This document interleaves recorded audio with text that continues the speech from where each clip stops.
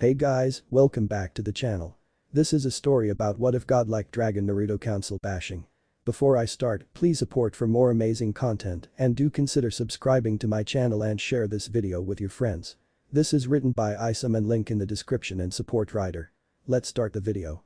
Prologue. Rise of the Dragon. Minato stood across from the nine-tailed fox. He stood on top of the toad boss Gamabunta. At his feet was a small bundle. "Ready, big guy?" the blonde asked as got ready. "As I'll ever be," the toad said. Minato went through hand signs and yelled, "Death Reaper Seal." As he said those words, the Shinigami rose from the ground and faced the fox. Then the beast felt his body being pulled. It roared as it was sucked into the bundle at the man's feet. As he did, the bundle began to cry. Meanwhile, a pair of golden eyes stared at them. "So he is the one," a deep voice said. The creature then turned into silver chakra and joined the fox inside the boy's body. The Shinigami stood above Minato about to swallow him when he felt something. "Aren't you going to eat me?" Minato asked the god of death. "Something has come up," Shinigami said, "and our deal is off." "What?" "Easy human," the god said, "something else has joined boy, meaning our contract is null and void. The fox is still in the child. However, I cannot eat your soul. Instead, you shall be put in a sleep along with your wife. Only your son will be able to wake you." "My son?" he asked, "what does he have to do with this?" "You will learn when you awaken," he said. A burst of purple flame appeared in the god's hand and a red-haired woman appeared. "Honey?" she asked. "Sleep tight," the death god said as the two suddenly fell asleep. The god knew that some people would try to do something dumb, so he transported them somewhere else.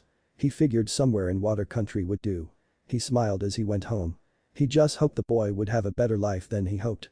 And the seal Kyuubi was roaring its head off. "Darn it," he growled, "when I get out of here I'm going to."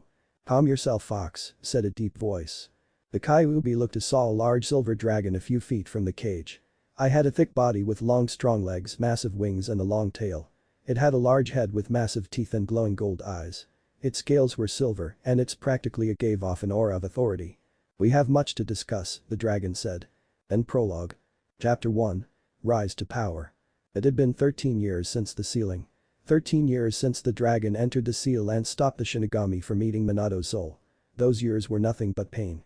Naruto had been nearly killed multiple times over his life. The Sandaime had created a law that no one could talk about Kyuubi. Unfortunately, this didn't really do anything. Naruto had been beaten almost every day, even worse on his birthday. All the while Kyuubi and the dragon fumed in the seal. As it turns out, the dragon was sent by Kami. He had known what would happen to the boy and knew that he would need a father, so he sent the dragon to merge into the seal with Kyuubi, thus breaking the deal. The dragon told Kyuubi of this and had to admit he was surprised the god of life did this. Well, not really, since it was known that Kami was a big softie when it came to kids. As Naruto grew, he was denied food, shelter and a family. The only family he knew were at a raiment stand. He made a few friends in the academy, but the parents of some made their children stay away from him. They listened, unfortunately. If they had known Naruto's life, they would be angry with their parents. Naruto, despite this pain, didn't hate his village. He did, however, put up a mask to hide his pain. He had to take the graduation class for the academy 3 times. He didn't have the best chakra control because the teachers were paid off by the council to sabotage his education. He managed to pass. He beat Mizuki, one of his teachers, and saved his other teacher Iruka. At the same time, he learned the shadow clone jutsu. Because of both of these, he passed. When he passed, he was put with Sasuke Uchiha and Sakura Haruno. The first was an arrogant pain in the butt who thought everything should be given him on a silver platter because he was spoiled rotten by the council when his clan was killed by his brother Itachi. Sakura Haruno was his #1 fangirl. Naruto had a crush on her, but after a few hits to the face from said girl for just talking to her, it died. He just kept it up for his mask. Their sensei was a jounin named Kakashi Hatake. His sensei was Minato, Naruto's father. He had no ill will to the boy since he knew that Naruto wasn't what he contained. He was one of the Anbu guards that were assigned to him. He protected the boy all he could. The 4 were currently on a mission to Wave. The mission was to protect a bridge builder by the name of Tazuna. It was C-ranked, but it became a B-ranked when they were attacked by Tomissing Ninja. They were hired by Gato, a corrupt businessman who was slowly bleeding his home dry. He begged them to help him. They agreed. They had currently arrived and were walking down a dirt road when Kakashi suddenly yelled, "Get down." Everyone ducked. A huge sword came out of nowhere. Only Sakura didn't get down in time. Naruto then pushed her out of the way, but he was struck across the chest by the blade. Sakura was shocked. Her mother had told her that he was a demon and yet he had just saved her life. It was then she saw what she did to him. She felt tears pool in her eyes. Naruto. She cried and went over to his body, Naruto-e. Why did you do it? Sakura, Naruto said, those who abandon the rule are trash, but those who abandon their teammates are worse. I wasn't about to let you die. Not yet anyway. Sakura felt her heart break. Kakashi looked on at his student. He had taken that motto to heart. Then he heard words that made his blood boil. What an idiot, Sasuke said, he just gave his life to save some dead weight. What a loser. Kakashi glared at the Uchiha. Right now he was considering bring the Uchiha clan down to one person. Sakura however stared at her crush. He just spat on someone's grave for saving someone's life. Her look changed from shock to disgust. Her view of him just went down the can. Tazuna had a scowl himself. He had heard that ninja were supposed to stand by their comrades and this kid was making fun of one for him being compassionate toward another. Man, this kid was in a desperate need for a serious wake-up call. Or just a hard shot to the head, whichever came first. Did you teach him that? A voice said. Everyone looked to see a man with cowhide pants, long pants and sandals, wraps on his arms and mask that covered his mouth standing on the sword that had sliced Naruto. Yes, Kakashi said, I did. He would have made a great ninja, Zabuza said, if you survive give the boy a proper funeral. In Naruto's mind. Naruto woke up in a soar. He felt his chest to be surprised that he was alive. Though he had just died. Naruto looked around and saw a large door in front of him. He blinked as he saw it. Walked forward and opened it. He saw a massive cage. When he got closer he peered inside and saw a massive pair of red eyes. Naruto gulped. Suddenly a huge set of claws shot forward. Naruto jumped back to avoid them. As he landed he heard a loud bellowing laugh. Oh man, I needed that laugh, said a voice from inside the cage. Hey, are you the Naruto stuttered? Yes, the voice said, I am Kyuubi. Naruto hung his head, the villagers were right. I am a demon. No. Naruto spun around at the yell to see a massive silver dragon. You were not the fox, the dragon growled, dang child beaters. They really messed you up. Who are you? Naruto asked at the imposing force. I am Elion. The king of the dragons, the beast said, I will tell you why I'm here later. Right now we don't have a lot of time. Right, the fox said, kid we need to do something to keep you alive. What? Naruto asked, what are you going to do? We'll merge our chakra with you, the fox answered, there will some physical changes, but you will figure them out later. Alright, Naruto said, but make it quick. I have to help my teammates. The two giants nodded and both sent massive blast of chakra at Naruto. Elion's was silver while Kyuubi's was red. In the real world. Kakashi had his headband off his eyes showing a Sharingan eye.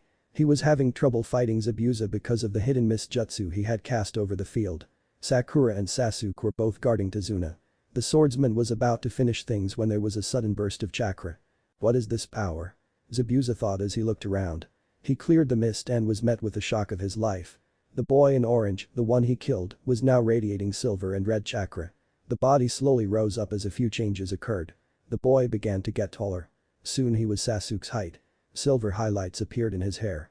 As his face came into view they saw his whisker marks were fading a bit. When he opened his eyes the pupil was slit and he had a ring of silver around his iris. Naruto then threw off his jacket. The shirt revealed a bit of muscle underneath. He also had a tattoo of a red fox on his right arm and silver dragon on his left. Sasuke, Naruto growled, who is this guy? He received only silence. Answer me. Naruto roared. Sasuke was surprised at the volume. Naruto's voice got loud when he was angry, but it was never like this. He's the one who threw the sword Naruto, Sakura said fighting down the blush she had when she saw Naruto's muscles. Good, Naruto said, now I know who to thank for that. Naruto then vanished in a burst of speed that Kasha could barely follow. He appeared in front of Zabuza letting out a mean right hook to his jaw. The swordsman was sent flying across the battlefield until he connected with a tree. What the heck was that? Was the thought running through everyone's heads as they saw the awesome display of power. Zabuza groaned as he rose from the ground. Then he was knocked back to the ground via a punch from Naruto again. Then Naruto put his heel on his back and grabbed both of Zabuza's arms. Then Naruto pulled on both arms until there was a loud crack. The swordsman's arms fell limp to the ground. Whoa, was all Kakashi could say at the time. The chakra around Naruto started to fade and he just stood there. What do we do with him? Naruto asked as the chakra around him faded. I will take care of that, said a voice. They looked and saw a hunter ninja. She stood in front of Zabuza and picked him up. Thank you for helping detain him, the hunter nin said. Naruto looked at the hunter and sniffed the air. He smiled. No problem Hunter-chan, Naruto said making the hunter blush beneath her mask. She disappeared via Shushin. Kakashi-sensei, Naruto said getting the man's attention, do me a favor would you? Catch me. Naruto then fell backwards. Kakashi jumped into action and caught him. "Are you okay, Naruto?" he asked. "Yes, sensei," Naruto said, "I'm fine. That just put a lot of strain on my body. Not used to using so much chakra at once. I'll improve over time. Now I'm going to take a nap." All the while Sasuke looked at Naruto with jealousy. What was that power? When he wakes up I will demand him to tell me where he got that power so I can get it for myself. After about an hour of walking the group arrived at the village. They walked through the town which was now very poor. A lot of people were very thin and kids were begging for food in the streets. The stores barely had anything. They arrived at a small house on the edge of the town. When they walked in Tazuna yelled, "Tsunami. Inari. I'm home." A young woman about mid-30s came into the room. "Hey Dad," she said, "are these the ninja you hired?" "Yeah," he said, "you're not going to believe what happened. They found out about how I had tried to trick them, but they decided to help out. Then we were attacked by this guy with a huge sword." The blonde hair took the shot over the chest. Then he started flowing red and silver, then he actually beat the guy and tore his arms out of their sockets. Tsunami looked at him with a look of shock on her face. A kid did all that. She was really starting to wonder what a ninja could really do. She noticed the unconscious boy on the silver-haired man's shoulder. "Is he going to be okay?" she asked. "He'll be fine," Kakashi said, "he just wore himself out fighting is all. Is there a place where he can rest?" "Yes," Tsunami said, "there's a spare room down the hall upstairs. Third door to the right." Kakashi smiled at her and carried his student to the room. He laid Naruto down and left to leave his student to sleep. As he left he was approached by Sasuke. "Kakashi," he sighed, "what was that power Naruto used?" "To be honest Sasuke, I'm not sure," the one-eyed ninja replied, "I can only guess that it's probably some kind of bloodline due to the fact that it activated when Naruto was supposedly killed." "Why do you ask?" "I want it," he said. Kakashi was quiet then sent a hateful glare at the last Uchiha who was starting to sweat. "Listen boy," he growled, "I don't care who you are or what your uncle did for me. If you try to take what at Naruto's I will personally make sure that you are dropped from the ninja curriculum." "You can't do that," Sasuke yelled. "I can," Kakashi said, "and I will. You mocked Naruto's heart when he nearly gave his life for Sakura. Congratulations Sasuke, you're worse than trash." With those words Kakashi left Sasuke. Sasuke turned around and saw Sakura walking up the stairs. He expected her to try and ask him out. To his surprise she didn't. She didn't even look at him. She just walked right past him and walked into Naruto's room. She locked the door behind her. In the room Sakura knelt next to Naruto. Now she was noticing how handsome he was. "Naruto," she thought, "I'm sorry for how I treated you. When you wake up I hope you can forgive me." In Naruto's mind Naruto was having a little talk with his two tenants. "So what exactly happened out there?" Naruto asked, "I've never felt like that before." "Sorry about that kid," Kyuubi said, "the merge caused a bit of spike in your emotional responses, which is why you were so angry." "I guess that makes sense," Naruto said, "now I have to ask what will happen as a result of our merging." "Well," Alien spoke, "a result will be that your senses will increase in strength. They'll be so strong that they'll be on par with a ninja hound. You will also be able to call on our chakra. If I am correct eventually you will be able to use ours in conjunction with yours." "Yeah," Naruto said, "but I'm nervous about that. Won't Sasuke be able to copy my moves if actually does unlock his Sharingan?" "No," Kyuubi answered, "our chakra is much stronger than regular chakra. This means that the little jutsu thief won't be able to steal your hard work." "Awesome," Naruto said with a grin. "Now child," Alien said, "while we're here there is a smith in town. When you wake go to him and ask him to forge you 2 swords." "Why should I do that?" Naruto asked the Dragon King. "If you take our chakra and merge it with a weapon, then it will be able to use our chakra and you can use it more adeptly in battle," the dragon explained. "Good idea," Naruto said, "I could expand my arsenal a bit. I want to be able to catch the villagers by surprise should they try to attack me." "But now there is one last thing we want to ask you kid," Kyuubi said. "What's up?" Naruto scared. "How would you feel about gaining a bloodline from both of us?" Chapter 2. Bloodlines, Swords and Revelations. "A bloodline from you both?" Naruto asked. "Yes," Kyuubi said, "we can alter your genetics so you can get one from us both." "What would you like?" Naruto thought for a couple of minutes. "Well, from the dragon." Naruto said, "I think one like the Sharingan. Although it would copy bloodline if I wanted to, not just everything I see. Plus if it's a jutsu it gives me the hand signs and how much chakra it uses. This is so I can get an understanding of it. I don't want to steal someone else's hard work." The dragon smiled at this. This kid was always willing to learn. "And from you Kyuubi, how about on with Jinjutsu? I think one that can cause actually wounds and be able to break the one event Hitsuka no Mi." "Sounds like you're trying to find a way to fight in Uchiha," Alien said. Well, Naruto said, if Sasuke does get that strong or if by chance I run into his brother, I want to be ready with that. Plus let's face it, my genjutsu sucks. Alright kid, the fox said, it will take a while for us to get these done. About a week or so. In the meantime train. When we get those swords we'll teach you some techniques. Alright, Naruto said, see you two later. Naruto then woke up to find Sakura watching over him. Hey Sakura, Naruto said, what are you doing here? Well, she said, I felt sorry when you got hurt. I decided to watch you. Thanks, Naruto said. As he got up to leave, Sakura kissed his cheek. That was for saving me, she said as she saw the shocked look on Naruto's face. Naruto and Sakura walked downstairs. When they got there they found Kakashi sitting at the table reading his little orange book. He got an annoyed look from both Sakura and Tsunami.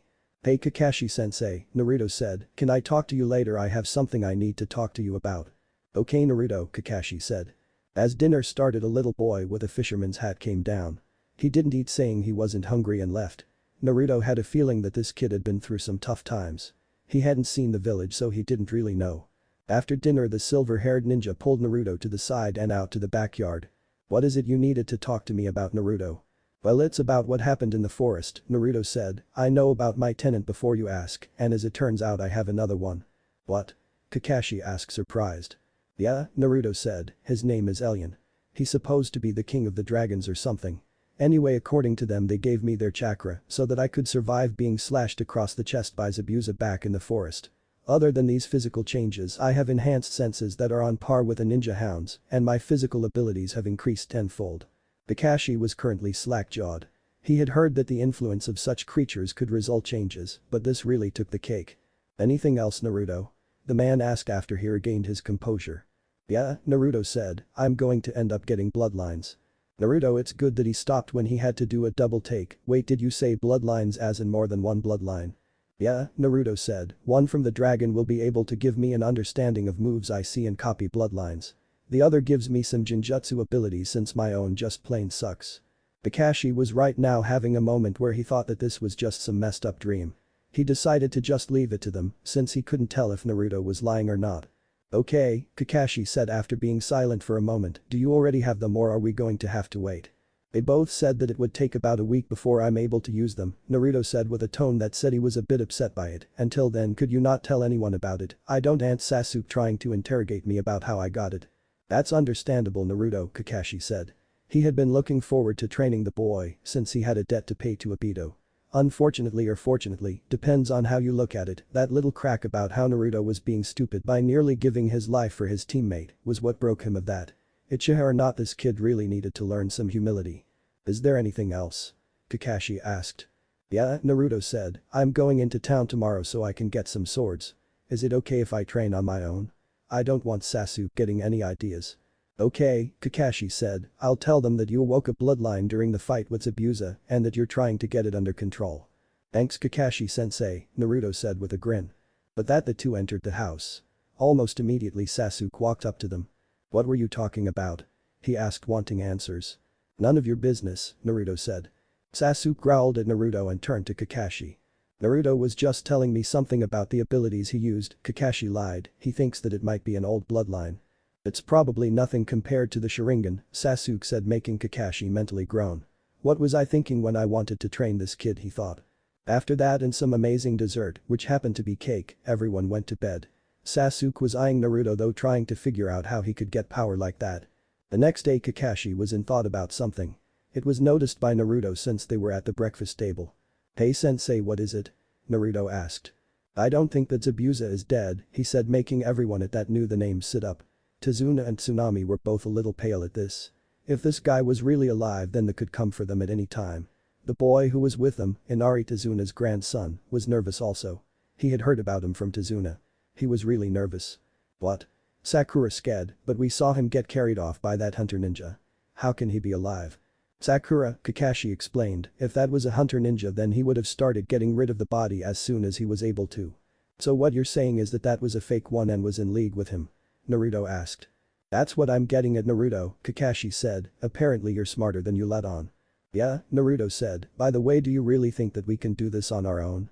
To be quite honest, Naruto, Kakashi said, I don't. Kakashi got up from the table taking a knife with him and used it to cut the end of his thumb.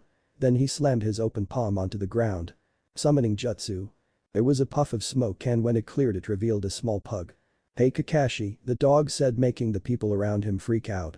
"Akin," Kakashi said, "I need you to go to the Hokage. Tell him that we've run into some trouble and we need Isom back up for the mission. Preferably some Anbu." The small dog nodded its head and then vanished in a puff of smoke. "So," Kakashi said as the children and adults around him gained their composure, "judging by the injuries Naruto gave the swordsman, I'd say it'll be about a week before Zabuza comes after us again. Until that day we train like there is no tomorrow." Everyone nodded at that and got up. They followed the one-eyed wonder before he stopped in an old field. "Naruto," he said, "I want you to go off on your own. With that bloodline, who knows what will happen. I want you to try the tree climbing exercise. To do this, just concentrate the chakra into the soles of your feet. Then use a kunai to mark how high on the tree you've gotten. If you have any problems, let me know." Naruto nodded at the older man and ran off. "Why does that loser get to go train on his own?" Sasuke asked. "Naruto's new abilities may cause some problems," Kakashi explained. "For all we know, he might end up blowing up the tree that he uses. Less damage for us, I guess." Sasuke didn't say anything, he just grunted and took out a kunai. Then he ran at the tree and ran up it. He broke the bark on the tree. He grunted as he fell to the ground. Sakura, however, reached the highest branch. "Hey Kakashi-sensei, I did it," she yelled. "Good job, Sakura," Kakashi said, "but don't stop. The only reason you go so high is because your chakra reserves are low. Keep at it and you will raise your reserves. If you start to feel exhausted, take a break. You're no use to anyone if you don't have any chakra." The girl nodded. Since she got over Sasuke, she was starting to think more clearly. She decided to stop kidding around and to finally start her training. She jumped down from the branch and started running up again. Meanwhile, Naruto was walking through the town. As he looked around, he felt his anger build up. He couldn't believe that someone would put so much suffering on so many people, and all honest, it made him sick to his stomach. "Calm yourself," Alien said, "that pig's time will come. Until then, focus on the matter at hand." Naruto did that. He walked until he found a small store that looked like it had weapons. He walked in to find the place completely devoid of merchandise. The only things there were two small swords on the wall. "Hello," Naruto said, "is anybody here?" An old man walked out and looked at Naruto fearfully. "Please," he said, "don't punish me. It's been a hard time for me too, can't pay this month." "Sorry, old man," Naruto said, "I'm not with Gato. I was brought here to guard the bridge builder so that this place can thrive again." "Oh," the man sighed, relieved, "thank you. Now what can I do for you?" "I'll take those two swords on the wall," Naruto said. The old guy grabbed the two swords and handed them to Naruto. Naruto then took out his wallet and emptied the contents on the counter. "I hope that will cover the pay," Naruto said as the man looked on the verge of tears. "Thank you," he said, "thank you." "No problem," Naruto said as he hefted his new swords onto his shoulders and walked out. He got back to his training spot in the forest. "So what am I supposed to do with these?" he asked his tenants. "Focus our chakra into the sword kit," Kyuubi said, "then watch. This is going to be good." Naruto did as they said. Silver and red chakra flowed out of Naruto's arms and morphed the two swords. The swords grew until they were about 4 feet long and wider than the average katana. Then what looked like a fox head and a dragon's head formed the chakra and went down to the swords. As they did, there was big flash. When Naruto opened his eyes, he got a surprise. One sword had a golden blade. The hilt looked like it was made of gold and had 2 green emeralds on the hilt. The handle was silver and was wrapped in a brown leather. On the bottom of the hilt there was a red crystal that was made to absorb sweat to avoid losing one's grip. The other sword had a crimson blade with a black hilt. The 2 red orbs on the hilt, and it also had leather wrapped around the handle. On the bottom of said handle was green crystal that pretty much had the same function as the one on the gold one. "Now all I have to do is name them," Naruto thought out loud. He decided to name the golden one Dragon Claw and the red one Fox Fang. "Fitting names, are they not?" Alien asked Kyuubi. "Very fitting," the fox answered. "Now that is out of the way, we can get started. Try that tree climbing thing your sensei mentioned." Naruto ran at a nearby tree, kunai drawn. He ran up the tree without any problem. He reached the top and stayed there for a few seconds in shock. "How the heck did I do this? My chakra control was never this good.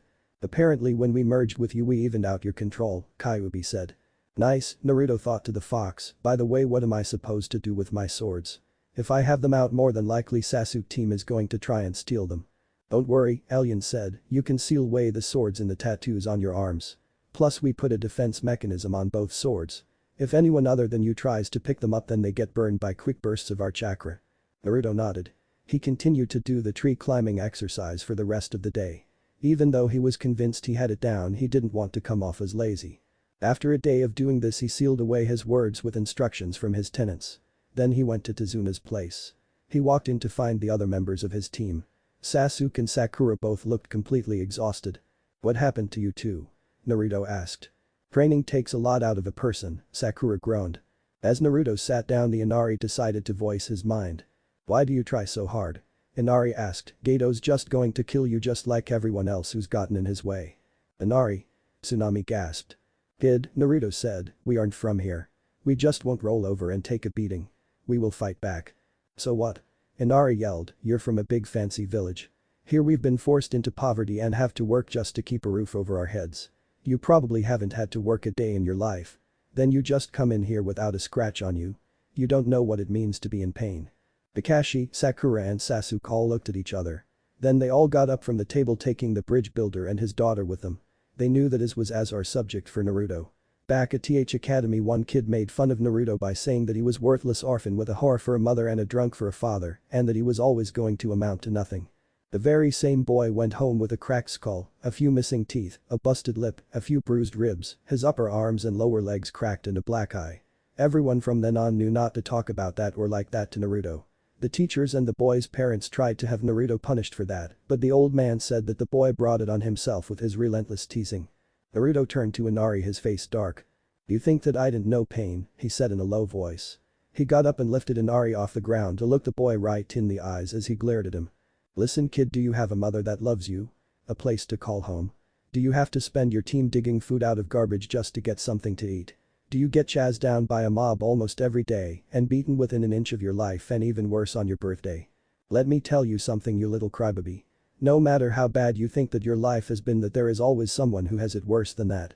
Also, if you don't like the way things are going around here, then why don't you stop brooding around like a spoiled runt and do something about it?" Naruto then dropped Inari on his butt and headed for the door. "I'm going to go blow off some steam," he said while walking out the door, slamming it behind him. "Sensei," Sakura said after a tense silence, "what Naruto said, is it true? Did all of that really happen to him?" "Sakura," Kakashi said, "if anything that was the severely sugar-coated version." Everyone nearly had their jaws unhinged as he said that. Kakashi continued. "When Naruto was younger, me and a few other Anbu were assigned to guard him. Almost all the time we had to save him from being beaten to death by the villagers. One night I remember taking him to the hospital after he had been nailed to a cross. I had to dig him out of the forest after he was buried alive. I even remember saving him from some drunk who had put him in a burlap sack drenched with alcohol and nearly burned alive. All this they did and much worse. If anyone knows what pain is, it is definitely that boy." Sakura was completely in tears. She had been told that Naruto was a demon. After she had her eyes open, she couldn't help but cry. She couldn't believe that her mother actually supported this. It brought tears to her eyes. Inari was in tears also. After hearing all that, he knew that he had been wrong when he said that Naruto had not known pain. Tsunami was crying over the fact that a child had to go through all that. Tazuna was clenching the side of the table. If it weren't for the fact that this was Ninja Village, he would go down there and beat the crud out of every person that ever hurt this kid. Kakashi secretly had tears because just the thought of his own village doing this to a little boy who had no control over what had happened to him at birth. It just made him so upset. The only person who seemed to be indifferent was Sasuke. Where did he get all that from? He asked, getting looks from everyone. He probably just made all that up. He probably just said that so people will pity him. He would have continued, but he was cut off by a killing intent from practically every person in the room. Though how 3 civilians, one of which a kid, were able to use killing intent, none would ever know, but still. Sasuke then decided to get out of there and headed upstairs to bed. "I can't believe I wanted to date him," Sakura yelled. Meanwhile, Naruto was panting. He had just destroyed a few trees. He had Dragon Claw and Fox Fang out and was currently slashing at anything in his path. He stopped a breath near a river. He looked into it to see his reflection. He saw that his eyes were now red and his pupil was still slit. "They are right," Naruto said to himself, "I am a demon." "No." Naruto stumbled back at the force of the yell from the dragon inside him. "Child, you are not a demon," the dragon said. "If you were demon, you would have laid waste to that infernal village that you live in." "Oh yeah," Naruto said, speaking out loud, "if I am not a demon, then why am I alone? Why did my apprentice abandon me?" "Boy," Alien said, "your parents did not abandon you." "How do you know?" Naruto asked. "Well, if you don't believe me," Alien groaned, "then why don't you ask them?" Naruto had to do a double take when he heard that. "My parents are alive." Chapter 3. Family Reunion and Prelude to the Battle. "My parents are alive." "Yes, they are alive," Alien said. I thought that they died in the fight with the Kyuubi, Naruto said, clearly confused. Yes, Alien stated, you father should have. When I entered the seal at your birth it broke the deal with the Shinigami. The deal broken, he could not take your father's soul. However, he put your father in a deep sleep that prevented him from coming for you. He did the same thing with your mother who would have survived the attack. Oh, so my dad fought. The Naruto paused for a moment. Wait a second. Does that mean that my dad was the… Yes boy, Kyuubi growled, your father was the Yondaime. Naruto felt himself get dizzy for a few moments. This was a lot to take in. First he finds out that after being an orphan for a few years that his parents are alive and that his father was the Yondaime, the greatest hero of the village. Man, this was a lot to take in after a few seconds. Fortunately Naruto was alone, and since he was talking out loud, he didn't have to worry about someone coming along and thinking he was mentally insane. You know who my mother was? Naruto asked. Yes, he said, I did. You see, the man who started your clan was Master Swordsman. My father Garen was in a battle with a few demons. Your ancestor fought alongside him. As a result, my father said that in the future the dragons would help him. A few years after I hatched, I found my father gave me my mission and I watched over your family. For centuries I watched your family. I only acted when I sensed that your father was going to seal the fox into you. I knew you would need a mother and a father. That is why I did what I did. Okay, Naruto said, understanding, so how do I know where to find my parents? If what the death god told me is correct, then they should be in a hospital about a few miles away, the dragon said, but first you might want to get back to your team. They might be starting to get worried. Okay, Naruto said as he ran back to Tsunami's house. As he didn't notice a figure in a hunter mask watching him. What was that all about? She thought, maybe Zabuza-sama knows something about this. She vanished in a blur. Naruto ran back to the house to find that everyone had gone to bed. Naruto snuck upstairs to his room and found it and went. Don't worry mom and dad, he thought as he drifted off to sleep, we'll be together again soon enough. Meanwhile, he was talking to himself. Zabuza asked the figure in front of him. Yes, Haku said, I was out trying to get some info on the people who we are going against. He was talking to himself like he was having an argument with someone else. Zabuza was in thought as he heard this information. As were the demon brothers. When Zabuza learned of their failure, he dispatched Haku to retrieve them. Luckily she got there before the Anbu did. When the two heard about what happened to Zabuza, they were pretty upset. He was like a father to them, or just a very bossy big brother. Zabuza remembered something. He had heard about these things back in the Mist Village. He guessed that this kid was Jinchuriki. The only question was what this kid had contained. Haku, he said, I don't want you to survey these people anymore. If this kid really is what I think he is, then we might have more trouble than we think. Yes, Zabuza-sama, Haku said. Don't call me that, Zabuza said, shocking the three present. But I am just a tool for you to use, Haku said, confused as to why he told her not to call him her master. You told me this yourself.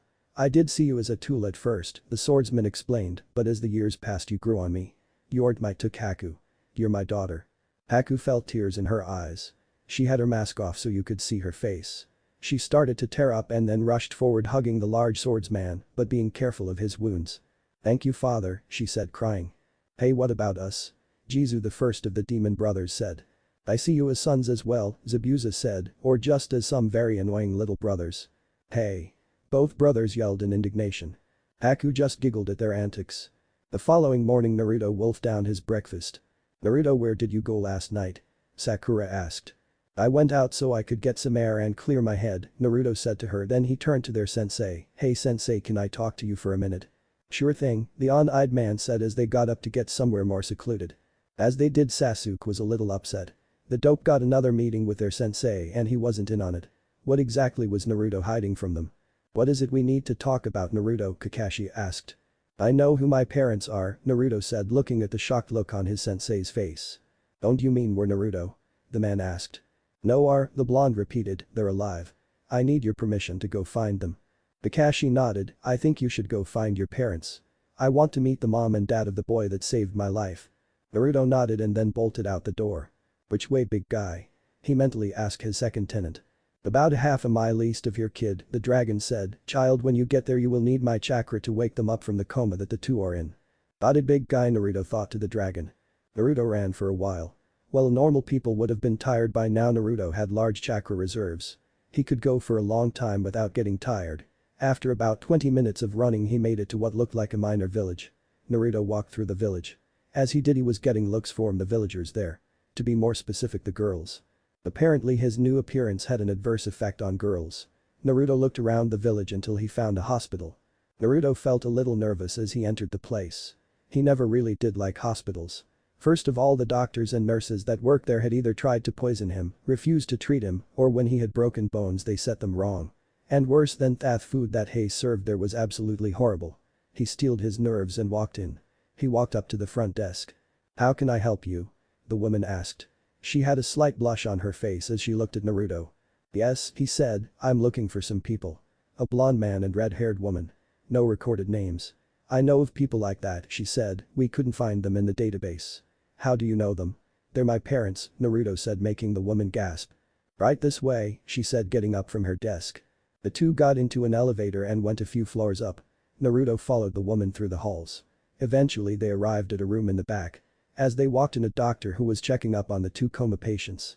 Naruto looked at the two. They had aged a bit in the 13 years they had been asleep. "Nurse," the doctor said, "who is this?" "He says that our John and Jane Doe here are his parents," the nurse explained. The doctor was skeptical at first, but he gave in. Naruto walked up to the two and mentally spoke to his second tenant. "Now what?" he asked. "Focus my chakra into your hands and put it on their foreheads," the dragon said, "that should wake the two up." Naruto did that. He focused on the feeling of Elion's chakra. When he first used it, the chakra felt like a strong yet gentle feeling rushed over him. As he focused, silver chakra began to radiate from him. The doctor and nurse both had wide eyes. Naruto then placed his hands on his parents' foreheads and sent it through them. The silver chakra flowed through the two. As the silver chakra dissipated, the years left them and they began to look younger. Soon they looked like they were in their prime again. The doctor and nurse were both surprised when this happened. Naruto felt a little drained from this and stumbled back. As he sat down, his mother and father began to stir. Slowly the woman rose up and looked around. She was confused. Then she saw a boy in front of her that looked so much like her husband, only with whisker marks on his cheeks. "Then Naruto?" she asked. Her voice was shaking. "How's it going, Mom?" he asked. Kushina gasped and then she leapt out of bed and latched onto her son in a tight death hug. She held onto her son like he was going to fade away into nothingness at any moment. "Oh, my sweet baby boy," she cried as she started kissing his head right above the forehead protector, much to her son's embarrassment. "Mom," Naruto groaned. "You two going to leave me out of this?" Both turned to see the blonde man had risen up from bed. Kushina got away from Naruto and his dad swept his son up into a bear hug. About the same time the hugging started, the doctor and nurse decided to leave. They decided to leave the newly reunited family alone. "So Naruto," Minato said as he set his son down, "how have things been in the village?" "Before we get to that, Dad," Naruto said before nailing his dad in the gut with a strong punch. "That," Naruto said, "was for sealing the Kyuubi and me." Minato hung his head. He had a feeling that Naruto would be mad at him. He was then shocked when Naruto started hugging him. "This is for caring enough to say that I should be treated as a hero," Naruto said, smiling. Minato hugged his son back and Kushina joined in on the tender family moment. "So," Minato said as he got out of the hug and sat down on the hospital bed, "how have things been?" "Dad," Naruto said, "I hate to tell you this, so I'm going to have to show you." Naruto lifted up his shirt and both his mom and dad had to resist the urge to gag. Naruto had multiple scars from his life in the village. There were even some branding marks from when the villagers decided to get a little sadistic on his birthday. Minato clenched his fists and so did his wife. The two were releasing so much killing intent that a lot of patients in the hospital experienced a code blue. In case you are wondering, that is when the patient's heart stops. "Naruto," the older blonde growled, "who did this to you?" "The people you sought to protect did this to me," Naruto said, shocking his father and mother. "What?" Minato asked, clearly shocked. "Why? Why would they do something like this?"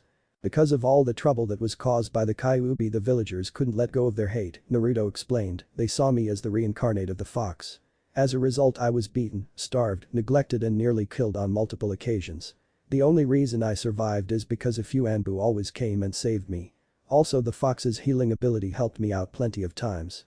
Minato was clenching his fists in complete and utter rage. How could he have been so stupid? He had condemned his only son to a life of suffering because he thought the village would be able to see past their hate. He couldn't believe that he had actually nearly died trying to save that whole of a village. Right now he couldn't even believe that he was actually a ninja from that village right now. His wife was having similar thoughts. Only she was in total disbelief that this had happened to her precious baby. She was going to be kicking a lot of butt when she got back to the village. "So now what?" Naruto asked. Kushina got out of anger-induced stupor first. "First off all," she said, "we are going shopping. No son of mine is going to look like this when he's fighting someone." Then we're going back to that village and kicking the butts of the people who dared do this to my little boy. First of all, Mom, Naruto said, I'm not little. And second, I can't. I have a mission in Wave Country not far from here. I can't just abandon my team. Okay then, she said, we'll get you some new clothes, we'll go back to finish your mission, and then we will go kick the butts of the people who dared to this to my little boy. Naruto's sweat dropped as she said that. He made a mental note to never make his mother angry. Naruto's mother and father grabbed their things and left the hospital. A lot of people were surprised to see the John and Jane Doe for the past 13 years up and walking. As soon as they left the hospital, they immediately started looking for a clothing store. They walked in and almost immediately Naruto started browsing for something to wear. After a few minutes of searching and some designing by the woman who owned the shop, Naruto had gained a new look. Naruto now wore a pair of black Anbu-style pants and black sandals. He also had a belt that held his weapon holster. The buckle was just a red square with a black X on it. He had on a red shirt that showed off the muscles on his chest.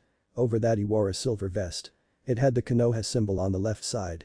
On the back he had the picture of a red and silver yin-yang symbol. Off the silver side came the shadow of a dragon, and the red had the image of a fox coming out. The jacket didn't have any sleeves, allowing for free movement of his arms, which, according to both of his tenants, would be helpful when using his swords. "Oh, you look so handsome," Kushina said as she and her husband paid for the clothes. Naruto blushed in embarrassment again as he heard his mother compliment him on his looks. After that they left the village. The family actually got into a bit of a foot race on the way there. Minato came in a tie with Kushina, while Naruto came in second. Naruto might have been strong, but he didn't have enough strength to match the abilities of a cage. "So this is Wave Country," Minato said as he looked around as they walked through the village. "I could have sworn that this place was healthier when I saw it." "It was," Naruto said, "but a tycoon by the name of Gato has been bleeding this place dry ever since he set up shop here. The only reason these people don't fight back is because all who tried to oppose him were publicly executed." "HMPH," Kushina grunted, "men like that don't deserve the life that they have been given. I can't wait to bring that tycoon down a peg." The trio walked the rest of the way in silence. As they approached Azuna's place they heard a scream. "Get away from my mom." Naruto immediately recognized the voice. It was Inari. Naruto ran up to the door, his mom and dad following close behind him, and broke down the door. He was greeted by the sight of two samurai thugs who had Tsunami by the hair. Inari was on the ground sporting a bruise on his face from where one of the thugs had hit him. "Hey," Naruto growled, getting the attention of the toe thugs, "leave the kid alone." "Oh, and if we don't, little boy?" one of the thugs said. Naruto answered by unsealing the swords and arms and charged at the two. One of the thugs swung his sword but missed as Naruto ducked. Naruto then swung Dragon Claw, cutting his arm and causing him to drop his sword. The man screamed in pain, but Naruto shot a hand forward and nailed him right in the face, loudly cracking his jaw. The other thug would have tried to get back at Naruto for hurting his partner, but was stopped when Minato suddenly appeared behind him and nailed him in the back of the head with a strong punch.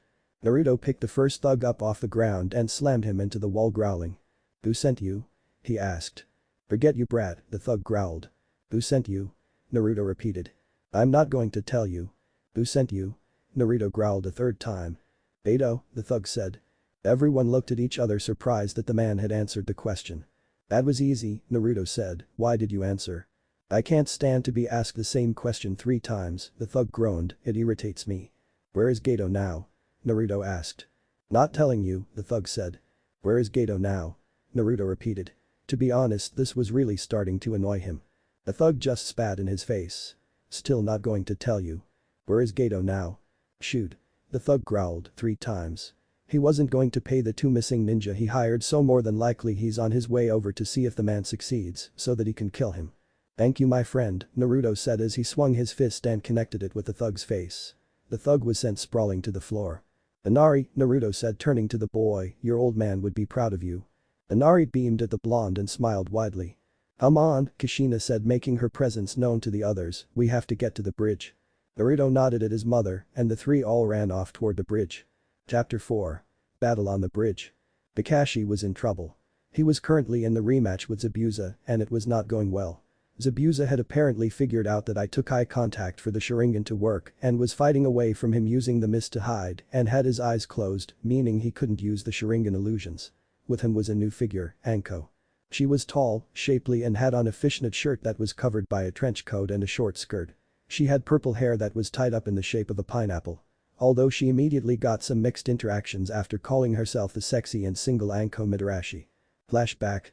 Anko had just introduced herself.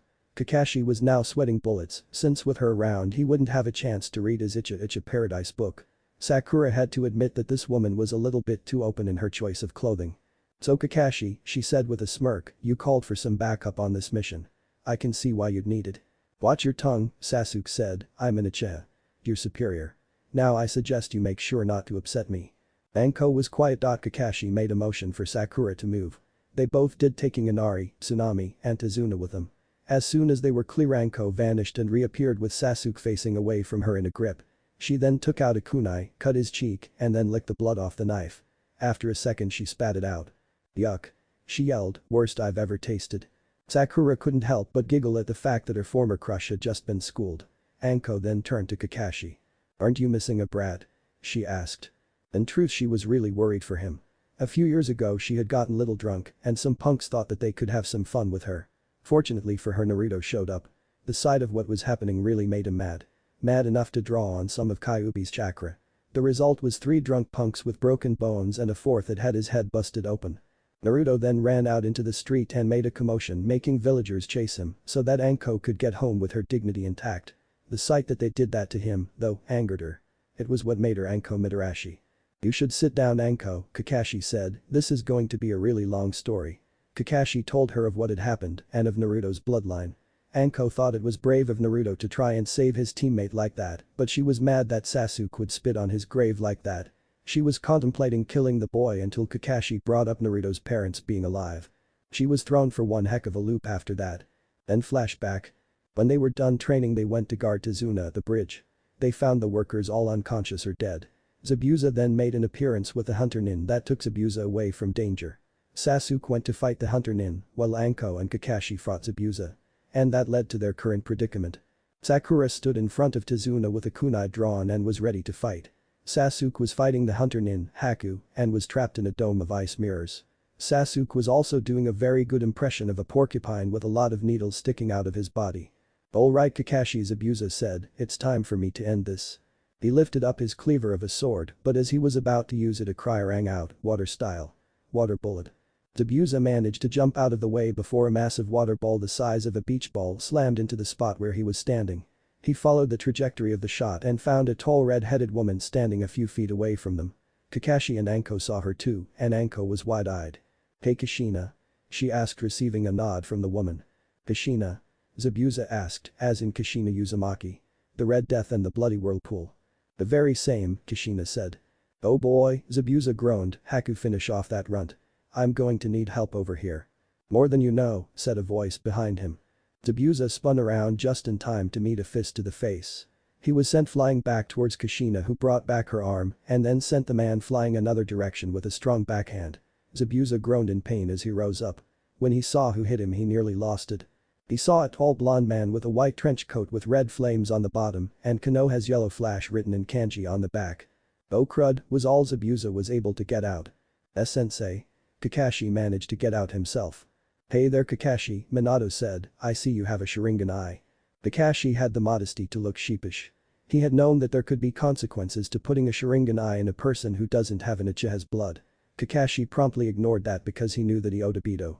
"I owed Obito sensei," Kakashi said, "I think this is my way of keeping him alive." "Okay," Minato said, "but when we get back to Konoha you're getting that thing removed or I will have Kushina carve it out." While this was going on, Anko was having a bit of a fangirl moment. Kushina had been her idol when she was a little girl. Right now she was seeing her in person. If it weren't for the fact that they were currently in a fight with enemies, she would have asked for an autograph. Zabuza was sweating bullets. If these two were who he thought he was, then he was going to be in deep crud. Though he had the demon brothers in hiding a little bit away, he doubted that they would be any help at all. He was currently trying to think of ways that he could get out of here when he saw the blonde kid a few feet away from them. He had to risk it. He had to take this kid hostage. Zabuza vanished and then reappeared behind Naruto with his sword drawn and at the ready. HT put it at Naruto's throat. "I can't believe I'm resorting to this," Zabuza muttered before speaking louder, "unless you want this run to end up a head shorter, back off and let us go." Kushina and Minato both growled to themselves as they saw their son be taken hostage. Naruto himself was nervous. Before he had managed to beat Zabuza, but that was only with the use of Aliens and Kyuubi's chakra infusion. Without it he was completely toast. "Kit." The fox yelled, "Use the Kitsune eye. It should detain him enough for you to get away, for at least try something." Naruto got the message and then focused the fox's chakra into his eyes. When he felt his eyes change a bit he smirked. "Hey," he said, "Mister. No eyebrows." Zabuza looked down as Naruto turned around. "Look into my eyes." Naruto's eyes opened to reveal a pair of changed eyes. The whites were now black, the iris was always changing shades of red like a lava lamp, and the pupil was now an orange slit. Zabuza made the mistake of looking into the eyes and was instantly plunged into a massive genjutsu. In the genjutsu, Zabuza was still on the bridge and all the figures had turned to black wisps of smoke. "What the heck?" Zabuza asked as he looked around. The water under the bridge turned black and started crashing up against the bridge. The entire bridge shook as parts of it broke away from the force of the waves crashing against it. Zabuza was now in panic and decided to run. As he did he beheld a sight that made his blood run cold. I'm not good at describing scenes like this, let me know if it's any good. He saw the bodies of Haku and the demon brothers. They were covered in blood and horribly mangled. Then there was a dark laughing. It started out low and then it burst out into a boisterous laugh.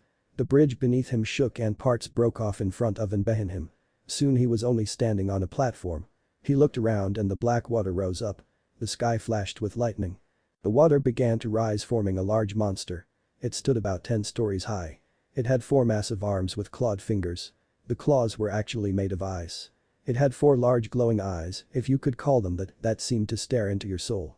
Zabuza was paralyzed with fear as he saw the massive monster. He then realized this was some sort of messed up genjutsu. He put his hands together and yelled Kai. Nothing happened. The monster rose one of its arms and swung down. Zabuza jumped back but wound up with a massive slash mark on his chest. At that moment the genjutsu let up. Zabuza looked around and saw everything as it was before. The only difference was the gash he now had on his chest. He looked forward to see the blonde kid now standing in front of him with a golden sword with blood on the edge of the blade. "You little," Zabuza groaned as he felt pain in his chest, "what did you do to me?" "It was a genjutsu that I made with my bloodline," Naruto explained, "it looks like it's multi-layered too. That's a handy feature." Zabuza narrowed his eyes at this punk. He had been hurt by a little kid twice now. He was never going to be able to live this down from anyone who was watching. He felt something tug his arm and looked to see Haku kneeling beside him helping him up. "So the so-called demon of the mist is just a baby demon," said a snide voice.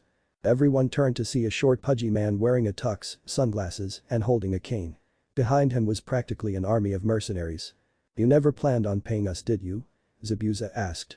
"Nope," Gato said, "you missing ninja are a real pain sometimes. When you do your job I just take care of you and turn in your head so I can profit off it." "Kakashi," Zabuza said, "it doesn't seem like we're enemies anymore. Do me a favor and help me kill this little runt." "I plan on," Kakashi said, cracking his knuckles. At that moment the villagers, led by Inari, arrived on the bridge with a bunch of makeshift weapon. "I don't think so, you corporate fat cat," Inari said. He had heard his grandfather call him that. That was probably one of the few times that he was sober. "Kill them all," Gato yelled to his mercenaries, "but leave some of the women. I could use some more entertainment." There was tense silence that was broken by a lot of killing intent. Most of it coming from Naruto and his father. Minato was mad that this guy said that he was going to use his wife as a plaything. You can be that really made him mad. Naruto was seething that someone would dare do something so foul and despicable as this. He felt his anger reach critical levels. Inside of him the 2 monsters were also quite angry. Kyuubi may have been a demon, but even he wouldn't go so low as to do something like this. Elion, well, he was a noble monster. To him this was one of the most heinous crimes a person could commit. "Naruto." The dragon growled, "I want you to call on my power. Show them the true meaning of divine wrath." The mercenaries were about to start charging when Naruto started to radiate silver chakra. Naruto's eyes were previously closed. When he opened them his eyes were now completely gold. He snarled, showing his teeth sharpening to points. His nails grew to claws. Slowly his skin began to harden. It wasn't noticeable, but it was hardening like dragon scales. The silver chakra flew up and formed a ghost of Elion. The dragon image threw back its head and roared angrily. The chakra focused on Naruto and gave him a chakra cloak. The cloak formed a dragon's tail on the small of his back and a pair of dragon wings on his shoulder blades. His arms were covered in chakra and the chakra formed claws as well. Claws formed on his feet as well. Everyone was staring at the transformed Naruto with awe and horror. The horror was mostly from the mercenaries and the awe was from his friends. Although there was huge look of jealousy from Sasuke. The Uchiha was seething at the fact that the so-called dead last had a power that he did not. That he deserved. "I will learn your secrets, loser," Sasuke growled. "I will gain the power to kill him and then you." Naruto glared at the mercenaries and then let out a massive roar that shook the ground beneath their feet. "Forget this freak." Gato yelled, "It's some ninja trick. Just go and kill them already." The mercenaries believed his words and then charged at the group. Minato and Kushina both got at the ready, as did Anko, Kakashi and Naruto. Sakura just stood in place as the rest of the villagers tensed. Sasuke just stood there. He was waiting to see the strength of the two people Naruto came with. If they were strong, then he would get them to train him. Naruto, the Jounin, and the former Kage all charged at the mercenaries. Zabuza made a signal and the demon brothers joined them. Haku got up and took out a lot of senbon. Zabuza grabbed his sword despite the pain in his chest. Kushina with her swords drawn cut down anyone who got in her way. She mostly just moved quick. After she cut one down, she jumped to another and sliced him up. Minato wasn't as quick. He just cracked down all who stood in his way. He used a few wind jutsu to knock them back into a group and then used a fire one to burn them all at the same time. Zabuza was just swinging his large sword. The blade either killed whoever he swung it at or it cut off a limb. Anyone who didn't die immediately died from blood loss a few moments later. The demon brothers just hit whoever they could with their claws or their bladed chain. The ones hit with the chain were cut up badly and died from blood loss. The ones hit with their claws died from the poison. At one point their chain was destroyed. That just made things better. The two were now able to move more freely. The numbers of their fatalities doubled. Aku, though she didn't like it that she had to kill. She used her senbon and sent them at a few mercenaries, hitting them in the heart. It made her sick to the stomach. She never really did like killing. Kakashi mostly just used his Chidori to cut down as many enemies as he could in one shot. Though it was a little exhausting, he did it anyway. Anko mainly used her striking shadow snakes. She also used some poison-laced kunai to finish off the enemies that weren't killed already. Those who actually managed to get close to them were then taken down hard and beaten within inches of their existences. Naruto seemed to have the most brutal method out of all of them. The chakra claws on his hands tore through each mercenary like a hot knife through butter. Naruto's chakra tail hit each one like a hard whip and practically tore through the mercenaries as well. One mercenary actually tried throwing a spear at the blonde. Naruto just ducked his head back. He glared at the mercenary with ice-cold eyes. Naruto then took a deep breath and shot out a massive burst of flame from his mouth. The golden flames engulfed the mercenary and a few others. Finally, all the mercenaries were dead on the ground. All that stood were the Konoha ninja, the villagers, and one very terrified Gato. Naruto's golden eyes glared at the man with such intensity Gato felt like his soul was being looked into. The boy then stalked toward the short man. "Wait." Gato yelled, backing away, "Don't. I can give you anything you want. Money, power, women. Please just don't kill me. Can you bring back Inari's father?" Naruto asked, his voice taking on a rather vicious tone. "Can you bring back all the people you've killed?" Gato just remained silent at the teen's feet. "I thought not." Naruto, still holding Dragon Claw, raised his sword up and then brought it down. The next thing everyone heard was the sound of metal hitting skin and the sound of a body hitting the floor. Everyone was quiet for a moment. Then the villagers burst out into cheers. Their nightmare was finally over. The silver chakra dissipated and Naruto returned to his regular state. It was that moment that Anko walked up to them. Naruto was standing in place for a moment before he realized what he had done. At that moment he ran over the side of the bridge in blue chunks. The purple-haired woman stood next to Naruto as she finished throwing up his lunch. "Hey kid," she said, getting the blonde's attention, "nice work." "How's it going, Kakashi?" Minato said as he held out his hand to his old student. "I've been doing good," Kakashi said. "I'd go into it now, but let's go on about this later. I trust that you don't need to know anything about what's happened over the years." "No," he answered, "I don't." After that, Minato and Kakashi both used some fire jutsu to burn the bodies, and Minato used a wind-style one to blow away the ashes. "You're Kushina, right?" Anko asked, stepping up to her. "Yes," the redhead answered, "I am. Why?" "I just want to say that you rock. I can't believe I'm actually meeting you in person. This is one of the greatest moments of my life. Can I get an autograph?" Anko had gone into fangirl mode and it had a lot of people freaked out. She had been talking at a mile a minute, so Kushina had a little trouble getting all of that down. She did get the autograph part though. Anko took out a pen and paper from who knows where and presented them to Kushina with an enthusiastic grin. The redhead signed it and Anko squealed happily as she did. She turned to everyone present and said, "If any of you tell anyone about what just transpired, we'll cut off your balls and shove down your throat. And if you're female, I will tear out your eyes and shove those down your throat." All the males and females present paled dramatically as they heard her say this. The men covered their male parts while the women just backed up. Anko smirked, seeing that her reputation was once again saved. As the day had been pretty exhausting, everyone had decided to go back to Itazuna's house. Since Gato was gone, they didn't have to worry about anything, so they decided to work on the bridge tomorrow. Right now everyone was talking. Kakashi was catching his old sensei up on the times, Kushina was discussing a few things with Anko and Zabuza, and Sakura was talking with Naruto about his bloodlines. She was also asking for some training tips. Jizu and Maizu were both hitting on Tsunami. At least until Inari threatened to use them for arrow practice and that he would put the target in between the legs. Sasuke walked up to Naruto, a greedy gleam in his eye. "Where did you get that power dope?" he asked. "It's part of my bloodline," Naruto answered, "that is all I'm going to say on the matter." "Where did you get those swords?" Sasuke asked. "I got them from a weapons shop," was all Naruto answered.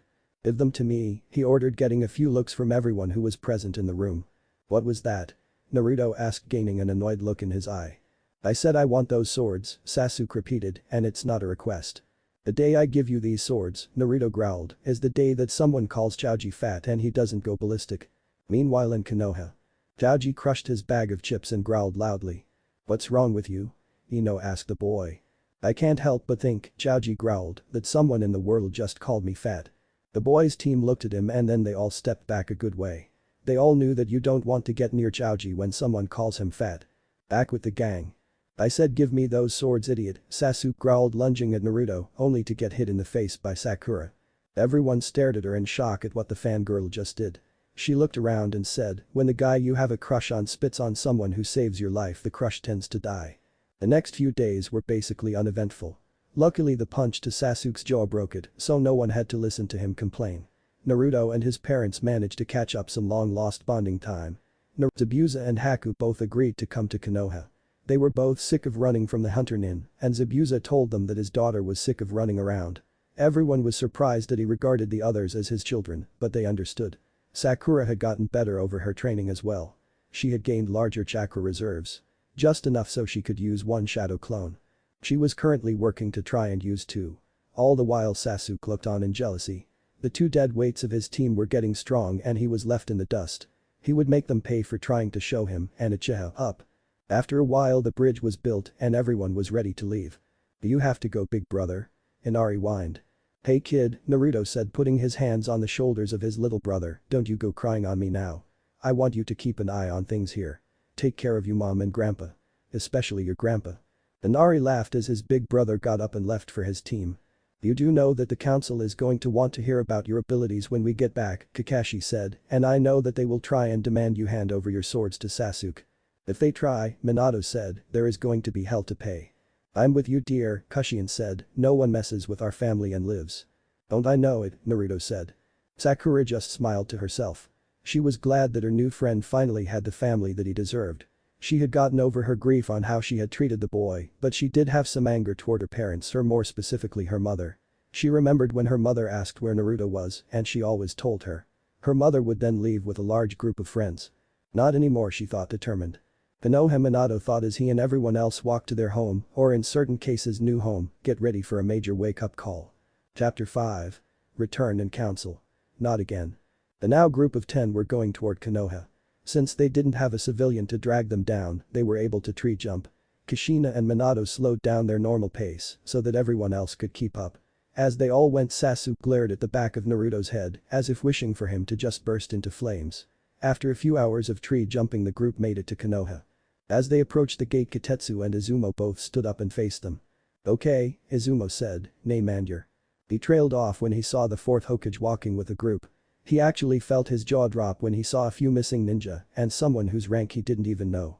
It fell even further when he saw the red-haired girl that the fourth always hung out with when he was alive. "Hello boys," Kushina said as they got closer. Izumo and Kitetsu were both snapped out of their respective stupors when they saw that they were right in front of them. They both regained their composures. "Names and your business," Kitetsu said. He made a brief glance at Kushina. Which got him a glare from Minato. "Kakashi Haddock," Kakashi stated, "and his team returning from a mission with a group of former ninja from Konoha and a group who wants to join our ranks." The two nodded as it seemed to check out, as Kushina was the one holding Zabuza's sword and the demon brother's claws were being held by Naruto. The two let them pass and they headed right for the Hokage's office. As they walked in, Kakashi walked up to the secretary. "Excuse me," Kakashi said politely, "we're here to see the Hokage." "Yes, he's expecting you," she said. As they walked past, she gave Naruto a dirty look. She was then give two looks that put hers to shame when Kushina and Minato both glared at her. As she saw the two, the woman looked pale. Then she reached under the desk, pulled out a bottle of sake, went to the nearby window, and poured it all out. Then she put her right hand over her chest and started praying to her god that she would never go anywhere near the stuff. The team entered and Naruto could have sworn he saw a flash of orange before the Hokage looked at them. Team 7, Anko, welcome back, the Hokage greeted. He scanned the group. He saw the missing ninja, but he didn't see his Minato or Kushina. They decided that they would have a little word with him when the team left. Kakashi, the Hokage said sternly, would you mind telling me why there are 3 missing nin and an unknown standing with you in my office, and why Naruto has had a slight change in appearance? Not at all, sir, Kakashi said, you see we first saw the demon brothers on our way to Wave. Sasuke managed to detain them and we got information out of them saying that man named Gato had hired them to take out our current client Izuna. We found out from his why they were after him. A while down the road we had our encounter with Zabuza here. During that encounter Naruto died. The Hokage jumped out of his seat when he heard that, but Kakashi motioned for him to stop and that he would explain. Kakashi continued, after his so-called death Naruto seemed to unlock a powerful bloodline. This enabled him to heal, to change physically like he is now, and then kick Zabuza's eyebrow less but. Zabuza glared at Kakashi while the others stifled laughs. After that we continued to Wave where we continued to guard him. We encountered Zabuza on the bridge a week later. During that encounter we met 2 other characters who would like to have a little word with you when this is over. Anyway Naruto showed up with these 2 characters and we managed to beat Zabuza who showed up with his daughter here. He motioned to Haku. After we beat them Gato showed up and he said a few things that got under all of our skins. Basically we charged in, killed a whole lot of mercenaries, and finally Naruto killed Gato. The Hokage stiffened when he heard that. What happened when Naruto killed Gato? He asked hoping he would have to do anything to his surrogate grandson. He went to the side of the bridge and threw up practically everything he ate for breakfast and lunch, Anko said. The Hokage felt a little relief. Since Naruto didn't like the killing it meant that it wasn't a moment when the fox had taken over. Okay, the Hokage said, the ninja participating in this mission will receive payment for an A-ranked mission. Kakashi, I want you to stay along with the missing nin. The others all left. The Hokage did some discreet hand signs and put up a silencing jutsu. The old man then looked at Kakashi with a serious face. Kakashi, he said, I can't help but feel that there is something that you left out of the explanation. There is, Kakashi said, the chakra that healed Naruto wasn't the Kyuubi's. The Hokage gasped as did all the others in the room. I knew it. Zabuza yelled, I knew that kid was a Jinchuriki. You knew too, San? Haku asked. When you said the kid was talking to himself I guessed, Zabuza explained, plus that chakra he used in our first encounter was nowhere near being human. Yes, Kakashi said turning to the Hokage, anyway it turns out Naruto has a second tenant. This one being a dragon by the name of Elion. That is pretty much what saved him. The dragon? Sarutobi asked. Yes, the silver-haired man explained, in addition Naruto gained 2 bloodlines. As he heard the Hokage heart gave out for a few seconds. He could tell because the area around his vision became dark for a second.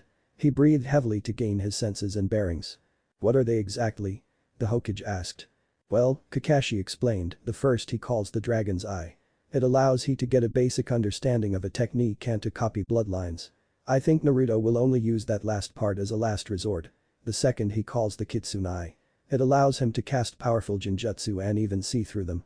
The Hokage was currently drooling over the fact that Naruto had these abilities. Kakashi continued, he also came into possession of 2 swords that work well with Kyuubi's and Elion's chakra. I don't know what he calls them, but he knows how to basically use them. He doesn't use them much though. The Hokage looked at Kakashi and nodded. Now, the Hokage said, moving on. What are these missing nin doing here? After our final confrontation, the Jounin sensei explained, they decided to come with us. Zabuza was sick of running, and he decided to let the demon brothers come as well as his adopted daughter Haku. What are your skills? The old fire shadow asked. Well, Zabuza said, I'm very strong in the use of a sword, and the demon brothers here are about Chunin in power, and very good at sneak attacks. Haku has a bloodline that allows her to use ice, and she's about Chunin in strength. The old man was quiet for a minute. He was considering the pros and cons of this. The village could use some more assassins. He thought for a minute and then came to a decision. Alright, the old man said after a few minutes, Haku will be given the rank of Chunin, but the demon brothers will be on a 3-week probation and Zabuza on 5-week probation. All the while they will be under watch. At the end of their probation the demon brothers will receive the rank of Chunin and Zabuza the rank of Jounin. Agreed. Agreed, they 4 said. Good, the old man said smiling, now send in those 2 who wanted to have a word with me. Yes sir, Kakashi said while walking out the door, and good luck. The old man was about to ask why when Minato and Kushina made their entrance. The old man grinned as they walked in, but his face grew worried when he saw the angry looks on their faces. "Old man," Minato said with an angered look on his face, "we need to talk." Meanwhile, Naruto was making his way to his apartment. He was currently having a pleasant conversation with Sakura. They were both giving each other ideas for training. Naruto suddenly stopped. "Naruto?" Sakura asked, "What is it?" Naruto sniffed the air for a minute, then he growled slightly. He shot off and in the direction of the smell. Naruto had smelt something foul. When he did, something kicked in and he tried to find the source of the stink. What kicked in was an old instinct. Since Naruto now had some of the fox in him, he had some fox instincts. Luckily he didn't have the one that told him to dominate mates while they were in heat. He did however have one that made him have to fight other males for dominance. And right now he was smelling someone who was a threat to that. He followed the scent for a few minutes before he came across the source of the smell. He looked down at teammate. The scent was coming off of Kiba. Kiba was chatting idly with his teammate when he smelt something. He looked over to see Naruto. "Bye guys," Kiba said, "I have something to take care of." He motioned for Naruto to follow him and he did. The two ran until they found a training ground. The two then faced each other. "You should back down, Kiba," Naruto growled, "before you get hurt." "No way, dead last," Kiba said, "I'm going to beat you down." Akamaru, Kiba's dog, jumped down and was about to enter the fight until Naruto focused his chakra and his eyes turned red with black slits. Akamaru whimpered and backed away. Naruto smirked and let more of the fox's chakra course through him. His nails grew sharper and his teeth sharpened to a point. His whisker marks became slightly darker. He wasn't using enough to radiate the chakra. He was just using enough to make himself look more feral. "Your dog knows when to back down," Naruto growled, "I'm giving you one last chance." Kiba just activated his family jutsu. His nails grew sharper and he got a more feral appearance. The two glared at each other and then charged at one another. Kiba swung his claws and Naruto ducked. He brought a strong uppercut to Kiba's jaw, sending him back. Kiba regained his bearings and growled loudly. He charged at Naruto and spun like a drill. Tunneling fang. Naruto jumped to the side to avoid it. Naruto sent a strong punch to the side of Kiba's head. The Inyazuka was sent flying a few feet. He slammed into a tree. He growled as he got up and shook his head. He roared in anger and Naruto roared right back. The two charged at each other again. Just as they were about to hit each other again, a green blur shot out of nowhere. The green blur appeared in between Kiba and Naruto. It was a guy with an ugly bowl haircut, large eyes and eyebrows, a green jumpsuit with orange leg warmers and bandaged wrapped around his arms and hands. He shot out both arms and caught Kiba's clawed hand. He managed to catch Naruto's punch, but he grimaced as he did. "Stop this." The boy yelled, "It is most unyouthful for comrades to fight." "Back off, punk," Kiba snarled, "this is a fight to show who's the leader of the pack, so back off." "Forgive me," the boy said, "I did not know this was a battle for dominance, I shall stand aside." The strange boy jumped off to the side and Naruto and Kiba went right back at each other's throats. Unknown to either of them, their chakras were being felt somewhere else. At the Inyazuka complex, Kiba's mother Tsume and his sister Hana were tending to the dogs in the kennel when they started to whimper. As they did, the two female Inyazukas looked at each other. You don't think Hana started but stopped when her mother rushed out the door. Tsume sniffed the air and knew that this had something to do with her son. What did Kiba get into this time? She thought as she ran toward the source with her daughter in tow. As she ran, she was joined by Kakashi. "Tsume," he called, "what's going on?" "I don't know," Tsume called back, "I think Kiba may have gotten in some kind of trouble." "Why are you heading there?" "I'm sensing Naruto's chakra along with Kiba's," Kakashi explained, "any idea what's going on?" Tsume was about to answer until she sniffed the air. The air was thick with pheromones. She also recognized the smell. It was Naruto's. "Tsume, what is it?" Kakashi asked as she came to a halt. "The air," Tsume said, "it's thick with Naruto's pheromones. It's a good thing I had a husband, a Thurwasuo." Tsume turned around to see Hana with a wild look on her face. Before she could say anything, Hana rushed off with a feral grin that Tsume knew all too well. "Kakashi, we have to stop her." Tsume yelled as she and silver-haired man chased after the girl. "Why?" Kakashi asked as they gave chase, "What happened to her?" "The pheromones," Tsume explained, "normally a woman would have to be in close quarters with Naruto for them to take effect, but with our sense of smell, we can smell them from here." The smell brought out Hana's wild side. "I'm not affected because I've already had a mate." Kakashi nodded in understanding. They both knew that they had to stop Hana before she did something that they both would regret. Back at the battle, Kiba and Naruto were panting in exertion. Naruto's jacket was ripped as was Kiba's. All the while the green-clad boy was watching in interest. It was not every day you got to see two people fight like rabid animals. Naruto glared at Kiba and growled. He was about to charge at him again when he was declared to be someone that wasn't Kiba. Naruto looked up to see Hana holding him in a tight grip and looked like she would let go. Hana grinned before kissing him deeply. Naruto in his feral state let his instincts guide him and kissed her back. At that moment Tsume and Kakashi arrived to see this. Kakashi, though he looked worried on the outside, was mentally cheering for his student kissing a really hot girl. Tsume was looking at her daughter worriedly. Suddenly Hana's eyes snapped open and she broke away from Naruto. She turned and growled at her mother. She held Naruto tighter like she was trying to protect something precious of hers. Tunneling Fang. Naruto and Hana separated from each other to avoid the spinning drill that was Kiba in Yuzuka. He stopped spinning and landed a few feet away and yelled, "Stay away from my sister." Tsume took advantage of her daughter's momentary distraction and rushed over. She brought her hand down on Hana's neck, knocking her out. Naruto looked over to see Hana out cold. Kiba took advantage of Naruto's distraction and charged at him. Naruto, however, sensed him coming. He turned around and sent a clawed hand over Kiba's face. Kiba was knocked back a little bit. Naruto then took a deep breath and roared. The result was a blast of sonic waves that hit Kiba hard. Kiba clutched his ears and screamed in pain. Naruto rushed forward and threw a hard punch that sent Kiba into a nearby tree, knocking him out. Naruto growled and threw back his head, roaring again. This one meant to let the animals know this was his territory and that he was top dog. Wow, Tsume thought, that kid really knows how to mark his territory. If he was a few years older. No. Bad Tsume. It's the pheromones talking. Naruto reverted to his normal self and groaned slightly. He shook his head to clear the cobwebs. "My friend," the green-clad boy exclaimed, "that was a most youthful battle. You flames of youth burn brightly." Naruto looked at the boy. He remembered him stopping the fight for a few seconds. It was then he realized he didn't even know his name. "I'm sorry, but who are you?" Naruto asked. "Oh, forgive me," the boy said, "I am Konoha's beautiful green beast Rock Lee." At that moment 3 other people showed up.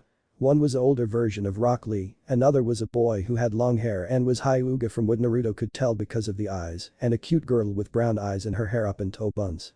"Naruto, what happened here?" Kakashi asked. "I'm not sure," Naruto said, "I think I was just have a puberty moment or something. Anyway, we might want to get Kiba home, he might have broken something." Tsume went over and picked up her son. She nodded at Naruto approvingly. Naruto didn't want this other team to know about his change over the mission to Wave. Naruto couldn't help but feel bad about lying to someone, but it beat having a team out for his blood like most of the village. "Well, Naruto," Kakashi said, "I believe it's time that you went home. We'll have a team meeting tomorrow around 9. Naruto nodded and then he turned to Lee. "Nice meeting you, Lee," Naruto said, and he turned to Lee's team. "Nice to meet you too," he added, giving a wink to Tenten. The bun-haired girl couldn't help but blush as he winked at her. Naruto turned around and walked home. As he walked home he noticed some people were looking at him, but not in the same you disgust freak way. Some were looking at him in interest and some of the girls had a heart in their eyes. Naruto made it home without incident. As soon as he got home he opened up a thing of instant ramen. When he did, Alien spoke up. "Child, if you want to grow strong you will have to eat other foods," said the dragon. "I can't really do that since the other stores won't sell me anything other than the filthy junk that should be in the trash can right now," Naruto said, feeling dejected. "Maybe you should try hinging into another form and shop in that. It would help you get past the arrogant pricks who work there," the dragon suggested. Naruto thought it over and thought it was a good idea. Just so long as he didn't run into a Hyuga there. Oh, who was he kidding, the Hyugas were too arrogant to mingle with, how they put it, commoners. Naruto had just finished his ramen when an Anbu in a wolf mask appeared out of nowhere. "Uzumaki-san," he said, "the council has asked for your presence." Naruto nodded and grabbed his jacket. He then ran out the door for the Hokage Tower where the council chambers were located. Meanwhile in the council room, Kakashi along with his team, Zabuza, Haku and the Demon Brothers, all stood waiting for Naruto. Naruto arrived a few minutes later. "What's going on?" Naruto asked. The others just shrugged their shoulders. One of the civilian council members stood up. "We are here," he said, "because you have tainted our village by brining these missing nin here. Why have you done this, boy?" "Well," Naruto said, "as the old man probably already told you, they came here for a place to stay. I mean, they do have a few things that they could contribute to the village." "And what could they contribute?" the same councilman asked. "Why don't they tell you?" Naruto asked. "Gladly," Zabuza said, "I have incredible skill in swordsmanship. I can also teach a new generation of sword fighters the silent killing technique. The Demon Brothers here have skill in assassination and a basic knowledge of poisons." The council was quiet for a moment. They were considering the pros and cons of this like the Hokage had been doing before. They knew that this man would make a good teacher for the Uchiha and with skill like that they could kill the demon child. Then their eyes fell on Haku. "What can she do?" a pink-haired councilwoman asked. She, Zabuza said, starting to get a bad feeling, has an incredible aim and is a bloodline that give her the ability to control ice. The council perked up at this. They could always use a new bloodline. Plus if they could get her to breed with the Uchiha then they could get a stronger Uchiha clan. The demon had just brought their dreams closer to being fulfilled. We propose, the pink-haired councilwoman began, that Zabuza and the demon brothers teach the Uchiha all that they know and that the young girl be betrothed to the Uchiha and become his wife when he turns 16. Motion denied, the Hokage said, shocking the council. What do you mean denied? The pink-haired woman screeched, making everyone cover their ears in pain. Did I really sound like that? Sakura thought as she heard her mother yell. I mean, Saratobi said, I'm the one in charge and I call the shots. Not some civilian pricks who have let a little bit of power go right to their heads. The civilian council all paled as they heard this. If the Hokage got all his power back then they would never be able to get their hands on the demon brat. The Hokage sank back in his chair as he thought about what brought on this change in him. Flashback. Saratobi was currently pinned to the wall by the throat, being glared at by Minato and Kushina, or in this case a very, very angry mother and father. You, Minato said in a deadly whisper, have 6 seconds to tell me why no one carried out my so-called dying wish, or I will paint this office with your body parts. Saratobi gulped loudly despite the fact his throat was currently being crushed. He told them why he hadn't done a good job of protecting their son. It was mostly the fault of the council because the shinobi clans had always tried to adopt Naruto.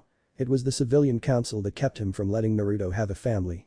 When he finished, the two parents had to restrain themselves from both releasing a monster load of killing intent and going down and killing every last one of the civilian council members. Old man, Minato growled, only few people know of our existence. The next time the council tries to pull something let us know and we'll let them know that we are alive and well. Also you need to grow a backbone. You can't let these civilian punks push you around like that. The next time they do something take charge and show them who's boss. With those words Minato dropped the old man and he and his wife vanished in a sudden shushin. They are right. The old man thought, I'm the Hokage around here and it's high time I acted like it. Then flashback. Hokage-sama, be reasonable, said a councilwoman, they can help the Uchiha grow stronger. Enough. The old man growled, I don't care. We are not having them teach the Uchiha and we aren't marrying the girl to him either. And before you say anything we aren't putting the girl under the craw either. I'm with you on that, Zabuza growled, I'm not having my daughter turned into a breeding machine for a bunch of greedy old farts. On another note, said Hiashi, not liking this part, we have received complaints from the Uchiha that he was denied weaponry from the Uzumaki boy.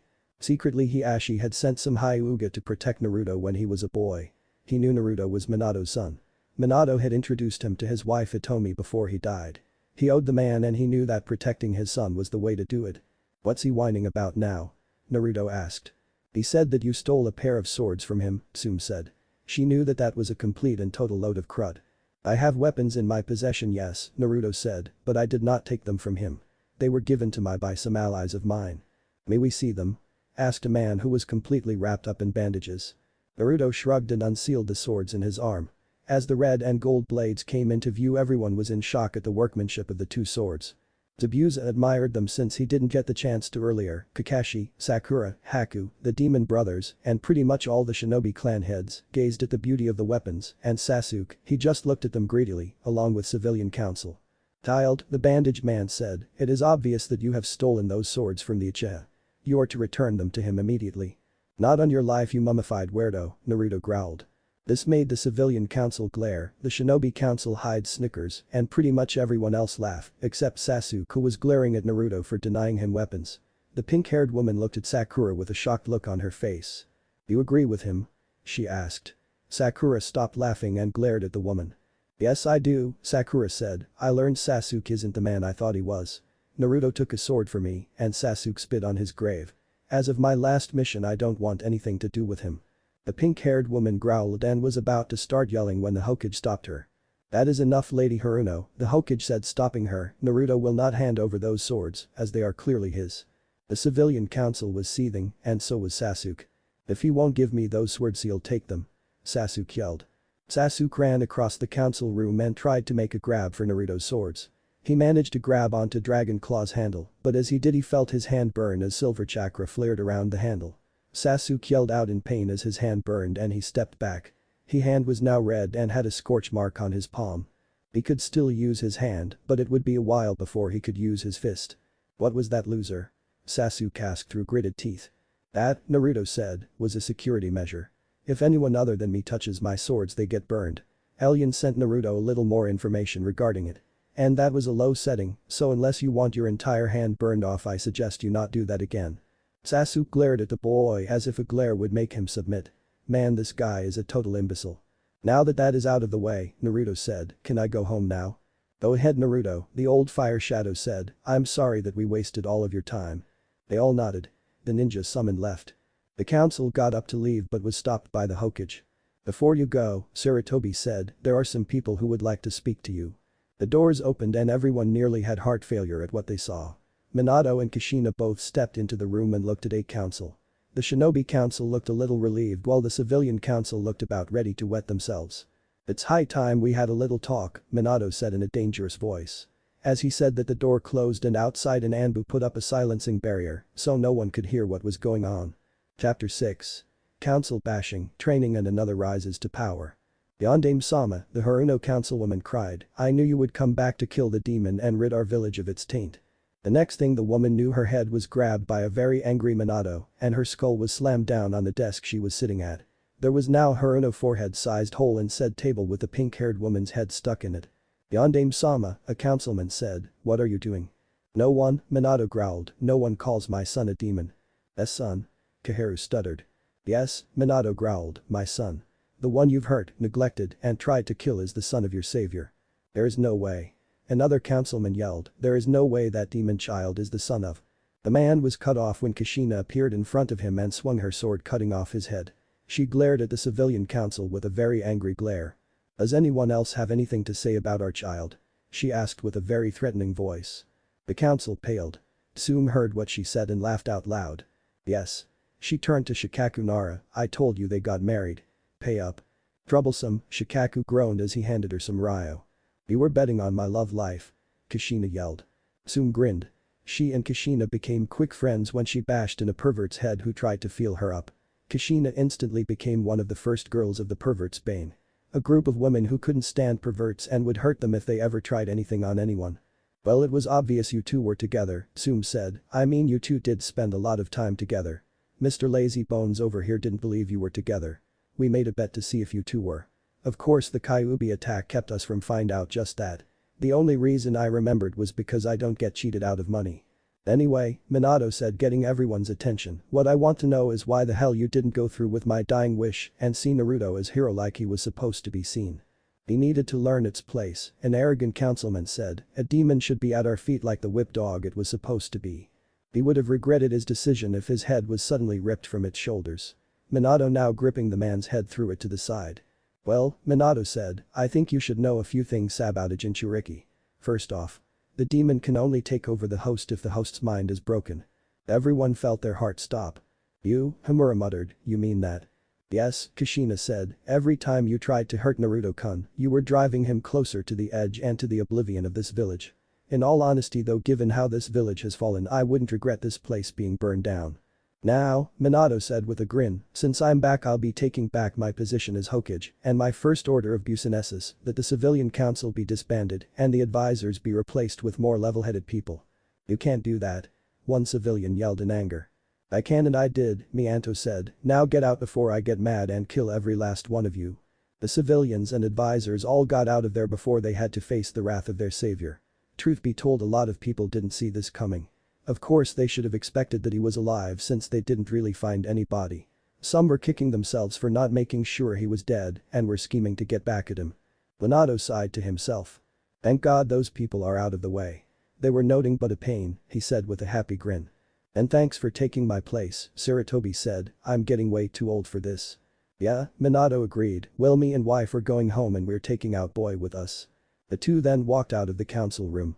Naruto stood waiting for them as was Sakura. Both parents noticed that Sakura was crying and Naruto looked a little pissed off. Child, Kushian said, what it wrong? Sakura's mom, Naruto growled, she disowned her. What?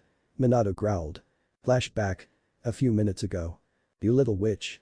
Rose Haruno yelled as she rose her hand to strike her daughter, how dare you become friend with that demon? Naruto is not demon. Sakura yelled, causing her mother to stop and everyone else to hear her, he saved my life on our last mission. Would a demon do that? If there is any demon here it's you. All of you. You hurt a boy for something he had no control over. He protected our village by keeping that monster at bay, and you only hurt him. You have no right to call yourselves human. That's it. Rose yelled, I will not be spoken to like that by a little whore. You are not longer my daughter. Do not bother coming back or I will kill you myself. Naruto had had enough. He took out one of his swords and swung it. Rose screamed as her face was cut. She turned to yell at the boy but was cut off when he glared at her. His eyes now blood red with black slits. Leave, Naruto snarled, now. In panic of what they saw, the former council members ran for it. After a few seconds Naruto calmed down and reverted back to normal. Then flashback. Kushina got down on her knees and held the crying girl. It's okay child, she said soothingly, you are welcome to stay with us. I am? She asked. You were friends with our boy here, Minato said putting in his 2 cents, I mean if he wants you to stay. Sakura looked at Naruto pleadingly. Well, Naruto said, I guess since you aren't a fangirl anymore, I guess you can stay with us. However, if you have anything to talk about, do me and my dad a favor and take it up with my mom. Plus you might want to be ready for some heavy training because I think Kakashi-sensei would be taking it seriously. Plus I think I know a way we can get back at that little hussy. How? The former Haruno asked. On occasion, Naruto explained, I did pay attention in class. From what I remember we can file what your former mother did as an act of treason, since she did it in spite and on account that it was under a law that has yet to be provoked. That case we can take all her stuff and leave it to you. Sakura grinned like a mad woman and hugged the boy in front of her. Naruto knew it was just an appreciate hug. Naruto had gotten over his crush on her some time ago. With plan of revenge in mind the group went home. Meanwhile in the Konoha hospital. Kakashi sat in a hospital bed with his headband sitting in position on his forehead. He had bandages over his eye, meaning that he had in fact gotten the Sharingan eye removed. He was just sitting there relaxing when the last person he expected entered the room. Kakashi, my eternal rival, Guy said with enthusiasm, but trying to stay quiet, what are you doing in this place on such a youthful night? First of all Guy, why are you here? Kakashi asked. Oh, Guy explained, me and my students were sparring. Ten seemed distracted and hit Lee with a kunai in a very tender area by mistake. Ouch, Kakashi said. I could only nod. That was when he noticed that Kakashi had bandages on his Sharingan eye. My friend, Guy said, why do you have those bandages on your eye? Did you get hurt on your last mission? No, Kakashi said, I did some thinking over my last mission. Something happened and I don't want that bloodline anymore. Besides, after using it I forgot that my family had its own gift. I wanted to get rid of the eye as a request of someone I knew and that it is only a shortcut. If I want to do something I have to do it on my own. I was quiet. Kakashi looked to see that Guy now had large and tears running down his face. He put his forearm to his eyes to wipe the tears away. That was beautiful Kakashi, Guy said sobbing. Well, Kakashi said, the nurse said I had to rest so I'm going to hit the hay. Right, Guy said turning to leave. Oh and Guy, Kakashi said as his eternal rival left, I was wondering if we could spar tomorrow, I'm trying to work my strength back up to when I was an Anbu captain. I looked at his self-proclaimed eternal rival and grinned. He gave him a thumbs up and said, you go it my eternal rival. Kakashi I smiled and laid his head back down as Guy left and turned out the lights. Kakashi closed his good eye and went to sleep. Meanwhile with Namika's family and Sakura. The family and recently no-named Sakura were both walking through the Shinobi district. Minato found a large vacant lot. He walked to the center of it where there was a large red spiral symbol. Minato cut his thumb and then smeared some blood and in the center of the spiral. The ground beneath everyone shook. Then out of the ground rose a massive complex as big as the Hyuga complex. There was quick tour of the place, and Naruto was surprised to find out that everything was as fresh as the day they were put in. How is it that everything works? Naruto asked his father. Well, Minato explained, I put up some preservation seals around the place in case I had to hide things. To be honest I have a lot of powerful jutsu here and a lot of people would have wanted to get their hands on them. Naruto nodded understanding his father's logic. The group then went upstairs and found the bedrooms. Naruto got his own as did Sakura. Minato and Kushina were sharing one. Though Naruto might not have been one of the smartest of people he could understand what it meant when two older people wanted to share a room. Luckily Minato had silent seals all over the house. The next day. Naruto rose up to the smell of cooking bacon. He immediately got up changed into some clothes and ran downstairs. It was pretty much the same outfit he wore during his mission in Wave. Naruto ran down to the kitchen to find his mother cooking breakfast and his father already wolfing down a stack of pancakes. Sakura was also wolfing down food which was unlike her. Who are you and what have you done with Sakura? Naruto asked getting the girl to giggle. The only reason I was on a diet, Sakura said after she swallowed her food, was to try and look good for Sasuke. After my crush on him died I realized that it was just plain stupid. Naruto nodded in understanding. Kushina set down a big thing of pancakes at his seat and motioned for him. Naruto sat down, poured on a little syrup, and ate like a pig. After breakfast the Faily and guest went out back to get a little bit of training in to try and work off some of their breakfast. Plus just because Kakashi-sensei was going to be 2 hours late doesn't mean that they should have to wait that long for their training to start. Naruto and Sakura were sparring and Minato and Kushina were both watching them. Sakura had gotten better in the art of Taijutsu. She was now proficient enough to actually punch someone hard when she wasn't really angry. Naruto and her were currently in a grappling match. Then something weird happened. Sakura started to radiate a different type of chakra. Her body gave off a brownish glow and her eyes turned from green to brown. Then she lifted Naruto up and then threw him across the courtyard. I mean literally across the courtyard. From the middle of it to the other wall. Oh man. Sorry Naruto. Sakura yelled as she ran over to check on her friend. What was that? Naruto asked in a dazed voice. He had big swirls for eyes at the moment and was currently a little out of it. I don't know, Sakura said, while we were fighting I felt something. I drew on it and I don't know. Boy, Alien said, I think I know what happened. Ask the girl if you can have a look at her back. Naruto was surprised as he heard this. Minato and Kushina were both helping their son stand. Sakura, Naruto said, I know how this is going to sound but can I take a look at your back? What? Sakura yelled. Hey. Naruto yelled, one of my tenants thinks he might know what it is you just did. The night before Naruto had told Sakura that he had another tenant and that is what saved his life. To be honest Sakura was pretty shocked but she was happy that that is what saved her new friend on the wave mission. Sakura growled at the boy slightly. She turned around and lifted the back of her battle kimono up. As she did Minato, Kushina, and Naruto gasped. On Sakura's back right below her shoulders was what looked like the tattoo of a large falcon. The bird was in a circle of chains and there was the kanji for earth in the upper left corner. Sakura, Naruto asked, when did you get a tattoo? I don't have a tattoo, Sakura said. Minato pulled them inside. And pulled her in front of a mirror and Sakura saw the mark. So Naruto, Kushina said as Sakura was contemplating what the mark meant, what is that? Let me ask, Naruto said. That, Alien explained, is the mark of the Falcons. A long time ago they were one of the strongest summons. They were the only ones who were able to use not only the elements of earth, fire, water, lightning and wind, but the sub-elements metal, ice, wood, boil, steam, poison, storm and lava. During their years there was a war between the summons after they vanished. It was said that one day a human would be marked as the one who would summon them. Apparently this girl is the one. Unfortunately it looks like the seal is blocked. From what I can tell it's also limited her chakra capacity. Naruto relayed all the information to his parents and Sakura. Everyone was in complete shock. This seal had blocked the strength she should have right now. I'll see if I can get rid of this, Minato said, that is if she wants to be rid of it. Sakura nodded. She wanted rid of the seal that was suppressing her strength. Minato cracked his knuckles and placed his hands on Sakura's back along with a piece of paper. Then he focused chakra into his hands. Slowly the chains on the tattoo receded onto the paper and left. Sakura felt something within her be set free. Sakura groaned as her hair changed from pink to red. Sakura fell to the ground in a heap when Minato took his hands off of her back. Naruto went to help his friend up. Naruto was shocked to find that the Sakura's eyes now had a bluish ring around her eyes. You alright? Naruto asked. Yeah, she said, I'm fine. Naruto grinned at her then he looked at the clock and started to panic. Kakashi's going to be at the training ground in a few minutes. He yelled. Sakura's eyes were wide now. She knew that she was always hard on him when he was late. She didn't want to get the same treatment. Sorry, Mom and Dad, Naruto said as Sakura got up, we got to go now bye. The two shot out like rockets leaving behind a major dust trail.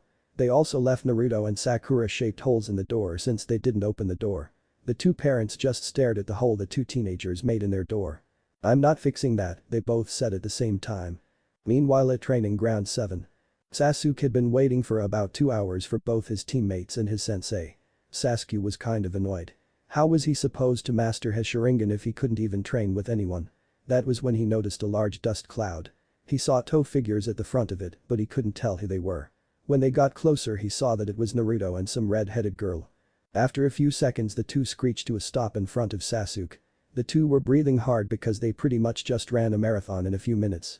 Almost as soon as they caught their breath Kakashi showed up. Yo, Kakashi said. He then noticed the redhead. Who are you? He asked not recognizing Sakura. "It's me, Kakashi-sensei," Sakura said, making both of Kakashi's eyes widen. "Sakura?" he asked, "what happened to you?" "Sakura unlocked some crazy bloodline," Naruto said, "we're not sure what it does exactly, but it changed her appearance." It was then Naruto noticed that Kakashi had both eyes out and both of them were normal. He also noticed Thada looked a little beat up. "Kakashi-sensei," Naruto said, "where's your Sharingan eye and why do you look beat up?"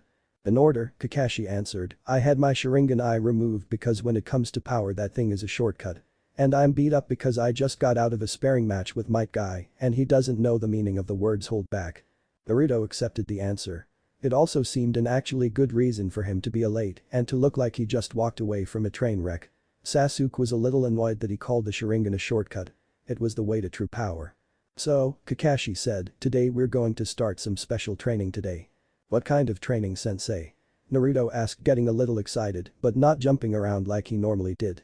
During his training with Elion and Kyuubi on the wave mission they had managed to breaking him of some of those habits.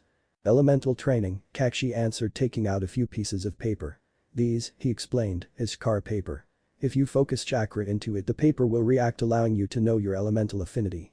Earth turns it to dust, lightning causes it to crumple, fire ignites it, water soaks it, and wind splits it in half."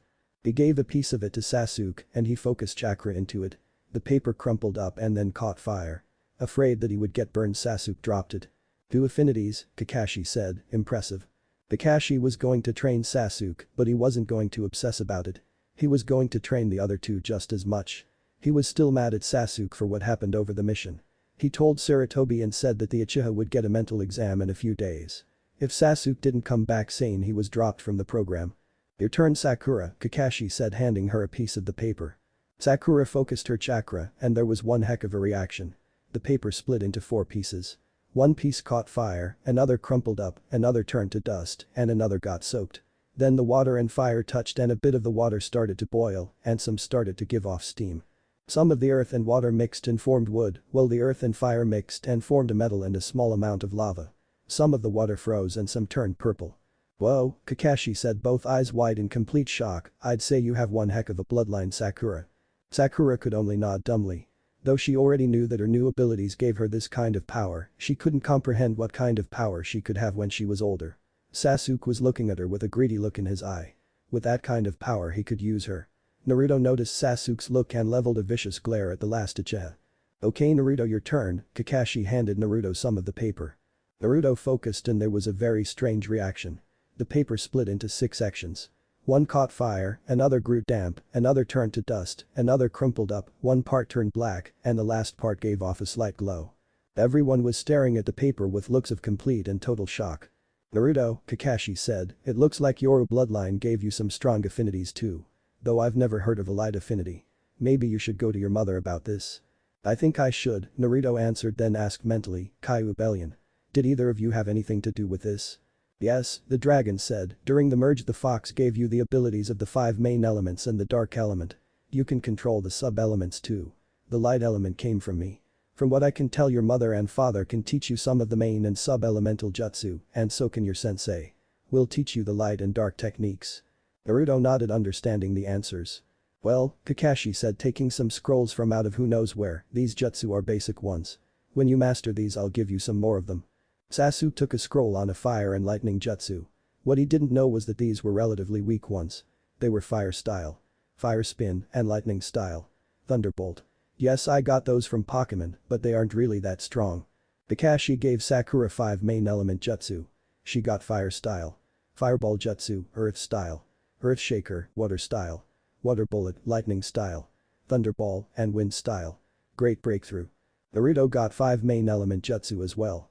He got fire style, flame grenade, water style, water dragon, earth style, arms of Gaia, lightning style, storm shock, and wind style. Great tornado. All 3 went to separate parts of the training ground to practice. Sakura did a few Chikara control exercises first before she started practicing. She did those for a little bit, rested, and then started on her techniques. Sasuke just started on his jutsu immediately. He was also planning on going to the council to try and get Sakura to marry him so that she could bear him strong children with that bloodline of hers. Oh, poor psychotic self-obsessed misguided fool. Naruto decided to see if he could try to understand his jutsu first. It was one thing to know a jutsu and it was another to master it. Another thing that Kyuubi, Elyon and Naruto's parents did was make him a bit smarter. He wasn't on Shikamaru's level, but he was smart enough to know that he can't just jump into a fight fist swinging and expect to win. After a few hours after training with the new jutsu, everyone went home. Naruto was walking home with Sakura. The two were currently chatting with each other about each jutsu they had learned. Meanwhile at training ground 8. Kurenai was not having a good day at the moment. She was currently dealing with a very angry Kiba who was going on about some humiliation he had and that some punk had put his hands on his sister. She was slightly mad as Hana was one of her friends. Hinata was close by trying to comfort her sensei who was on her last rope because of Kiba's anger at whoever it was who beat. Suddenly Kiba stopped ranting and sniffed the air. Akamaru sniffed too. The small dog then started barking at its master as if telling him not to do something that he would ultimately regret. Kiba of course didn't listen. The dog user took off in search of whoever had gotten his fur in a knot. Kurenai, Shino and Hinata ran after the boy. They both knew that Ikai could be very brash. If they didn't stop him now then they would have to deal with whatever trouble he was going to cause. They ran after Kiba for a few minutes before Kiba grinned in a feral manner as he had found who he was looking for. The rest of his team stopped and saw that the guy he was after was Naruto. Kurenai was surprised that Naruto was the one who got Kiba's fur ruffled like that. Shino was contemplating why Kiba was so mad at him and Hinata was blushing up a storm at Naruto's new look. Kurenai was silently looking at the boy herself, though she was never going to admit it. "Naruto!" Kiba yelled, getting the blonde and silver-haired boy's attention. "Hey Kiba," he yelled, "sorry about yesterday. No hard feeling, right?" "Oh, there are hard feelings." Kiba yelled, "You took my place as alpha, you punk, and I'm going to take it back." "You were alpha?" Sakura asked. "I thought his mom was." "I think she was," Naruto said. "I think he's just a stupid mutt who thinks he's top dog. He probably can't even do something right without mommy there." The two started laughing, which really got him mad. He got even angrier when he heard Hinata and Kurenai giggling slightly at the jab. "That's it," Kiba yelled.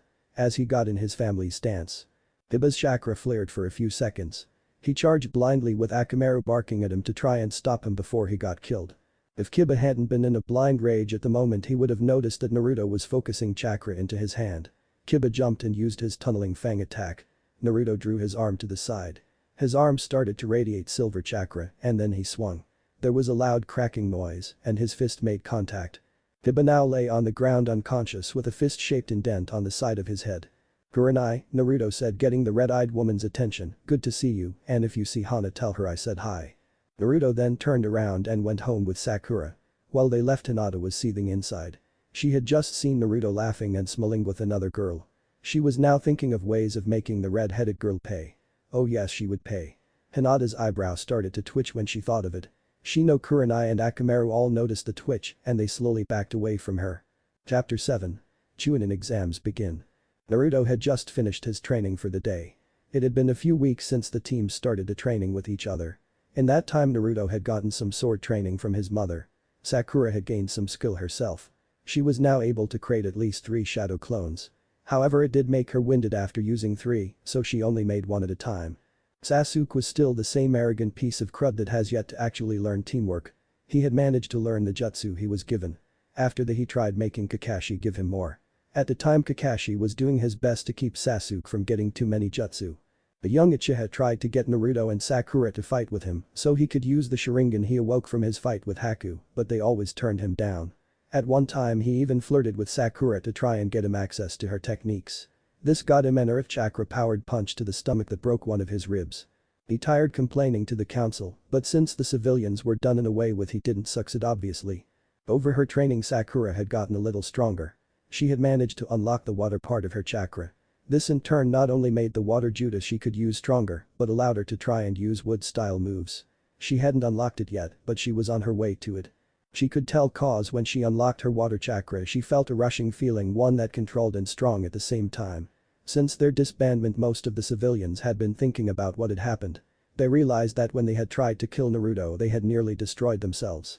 In light of this they were actually starting to warm up to him. Some of them were anyway. A few civilian clans and merchants were still upset about the whole thing since the Indiamen stopped the ninja war in which they made a killing. How self-absorbed can you be? Anyway, shop owner and restaurants let Naruto in now. Kushina and Minato were still far from forgiving them, but it was a start. At the time Team 7 was waiting for their sensei who was being late yet again. "What's taking him so long?" Sakura complained. In her time of being disowned she had grown much quieter. She could still be loud, but now it was only when she was very angry. It was a major relief on the people and dogs of the village. After a few more minutes of waiting, Kakashi appeared in a puff of smoke. "Yo," he said with a double-eye smile. Since he had his Sharingan eye removed, he didn't need to keep his eye covered. Because of this, a few girls noticed him. "Why are you late this time?" Naruto asked, sparring with Guy again. The three teens had been shown a picture of Guy a few days prior. To be honest, they were pretty freaked out about his appearance. Even Kyuubi was freaked out, saying that Guy's large eyebrows were actually large demon caterpillars. Elian didn't say anything because he was hiding behind his wings, saying, "Make the bad things go away, mommy. Make them go away." Naruto was upset when he didn't have mental camera for the moment because then he would have some blackmail for both of his tenants. "No, actually," Kakashi answered, "I have signed you three up for the Chunin exams." "The Chunin exams?" Naruto asked, "I forgot it was that time of year again." "Yes," Kakashi said, "now I suggest you guys train as much as you can. You're going to need it." "Naruto, can I speak with you?" "What is it?" Naruto asked. "I want you to keep an eye on Sasuke," Kakashi said. "The mental examiner wasn't a Yamanaka, so I don't know if it was another Uchiha lover and if he is really sane. Understand?" Naruto nodded. After that, the team went their separate ways. Naruto and Sakura both headed to the Uzumaki complex. As they were walking, Naruto noticed something that was definitely out of the ordinary. It was a rock, but not just any rock. It was a completely square rock. The blonde stopped walking. The two looked at it. "Kid," Naruto said, "rocks aren't completely square." "I told you he was good," said a child's voice from inside the rock. A few seconds later, the box exploded in a large burst of smoke. There was the sound of coughing from three individuals. "I told you use too much gunpowder," came a male voice. "You said you wanted it, big sniff," came another male voice. "Oh, shut up you two," came a third voice that was female. The smoke cleared to reveal a boy in a yellow shirt and khaki pants with a long scarf around his neck. The second boy wore green and had on glasses and apparently had allergies due to the fact that he had a little snot running down his nose. The third was a girl that had her hair done up in two pigtails. "Who are you supposed to be?" Sakura asked. "I'm Konohamaru. Future Hokage." The first of the three said. "I'm Yuden and I like math," said the second boy. "I'm Mogi, the cutest girl in my class," the girl said. "And we are the Konohamaru Corps." All three of them said at the same time, getting in funny poses. Naruto and Sakura both sweat dropped at the fact that these kids were really doing this. Naruto had met Konohamaru before. When he passed after beating Mizuki, he met Konohamaru as he attacked High Grandfather Hiruzen Sarutobi. Yeah, that's right. This kid is the grandson of the Sandaime. Anyway, Naruto used his sexy jutsu which can knock out perverts, and the old man went down. The boy saw this and chased after Naruto, wanting him to teach him. After taking him to a few places and getting hit by a few women, he managed to teach Konohamaru the sexy jutsu. Around that time, the boy's sensei Abisu came out. Like the others, he didn't like Naruto either. Konohamaru tried the sexy jutsu, but it didn't work on him. Naruto brought out a couple of shadow clones and had them do the sexy jutsu, thus creating the harem jutsu. The move knocked Abisu out cold. After that, Naruto told the boy that no matter what he did, there was no shortcuts to being Hokage. The boy apparently took that to heart. "Hey boss," Konohamaru said, breaking Naruto from his thoughts, "is this your girlfriend?" "No kid," Naruto said, "she's just a friend of mine." "Good," the boy said, "cause you could do better. I mean, she's got a massive forehead and a flat chest. She's not really that appealing." Unfortunately for the Sandaime's grandson, Sakura had yet to improve her temper. "What did you say?" Sakura asked in a sickly sweet voice that a lot of people feared. "Kids," Naruto whispered, "run." The three kids then ran for their lives with an angry Sakura hot on their tail. Naruto ran after them because he knew Sakura would kill him, grandson of the Sandaime or not. The chase was uneventful except for at the end when Konohamaru ran into some. "Ow," the person groaned, "watch where you're going, you little brat." Said person was a guy who was dressed a black suit and a hood that made him look like a cat. He had a large bandage pack on his back. Another thing about him that stuck out was the fact that his face was covered in war paint. With him was a blonde. She wore a battle kimono and had a large battle fan on her back. Her hair was done up in four tails. "Maybe I should teach you to watch where you're going," the boy said, lifting Konohamaru up by the neck. "Tenkaro," the blonde said, "knock it off. What if he finds out?" "Relax, Tamari," Tenkaro said, looking at her, "he won't find out." Tenkaro turned back to the kid to start when he suddenly felt a sudden flash of killing intent. He found the source to be a blonde standing across from him. "I suggest you put the boy down," Naruto growled. "Oh yeah?" Tenkaro said, "or what?" "That," Naruto said, pointing over Kenkaro's shoulder. "I'm not going to fall for that," Tenkaro said smugly. Then he heard a gasp. He turned around to see a second blonde that looked exactly like the one in front of him. His had a golden sword to Tamari's neck. Kenkaro did the smart thing and put the kid down. At that moment the blonde in front of him disappeared in a puff of smoke. The clone? Kenkaro thought. The blonde put his sword up, sealing it in the dragon tattoo on his arm. Now, Naruto said, before this goes any further, Sasuke, get out of the tree. That goes for the redhead who smells like sand and blood too. Sasuke jumped out of the tree. He was swiftly followed by a redhead in brown and black with a gourd on his back and the kanji for love over his eye. Kenkaro, the boy growled, you are a disgrace to our village. But Gaara, Kenkaro said, it wasn't my fault, this guy. Shut up, Gaara growled, or I'll kill you myself. Gaara turned his attention to Team 7. You, he said, what is your name? Sasuke Uchiha, Sasuke said, he is unimportant. He was shut up by a blast of killing intent from the redhead. You do not interest me, Gaara snarled at the Uchiha who was close to wetting himself. Naruto Uzumaki, Naruto said. Kit Kyuubi said, I recognize this guy's chakra. He has the Ichibi held inside of him. Yes, Alien spoke, I can sense the demonic chakra coming from the boy. Hey buddy, Naruto called out, I can tell there's something different about you. What do you mean? Gaara asked. Simple, Naruto said, you're like me. A cage that hold a monster. Gaara and the other sand ninja's eyes widened. Which one do you hold? Gaara asked. Number 9. Naruto said, plus an extra. Kenkaro, Tamari, Gaara called, we need to go. Baki-sensei is waiting. They turned to leave. Hold on, Naruto called out, you know me and him, but I don't know you. My name is Gaara Subaku, Gaara said, these are my siblings Tamari and Kenkaro.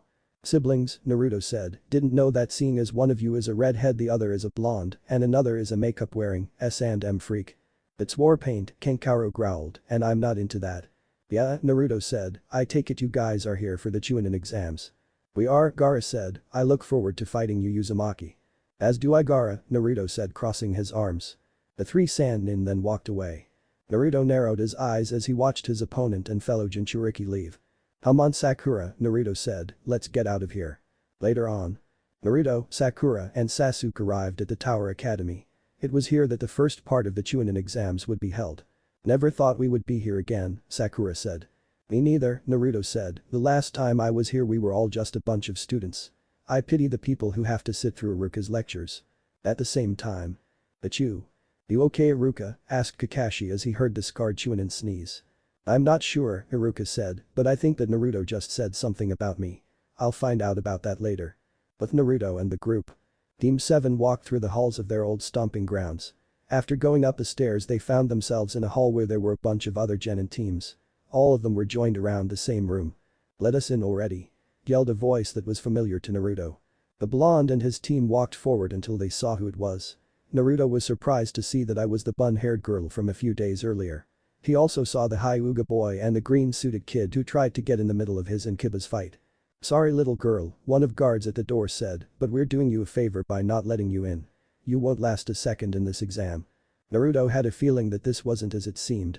When he was sure no one was looking he activated his Kitsune. He saw that this was in fact a trick. They were on the second floor, not the third. Naruto had to resist the urge to grin like a madman. This was a good way to get rid of some of the competition. All they had to do was. Hey, drop the Jinjutsu. We're on the second floor, not the third. Son of a. Naruto walked up behind Sasuke and then bashed him over the head. You moron. Naruto growled, this was made to get rid of some of the competition. Now we got even more of them to deal with thanks to your monumental incompetence. Wow, I didn't even know I knew that word. As they left, a Hyuga started to approach them but was stopped by Lee. Niji, he said, I don't think that challenging them would be a good idea. Especially the blonde-haired one.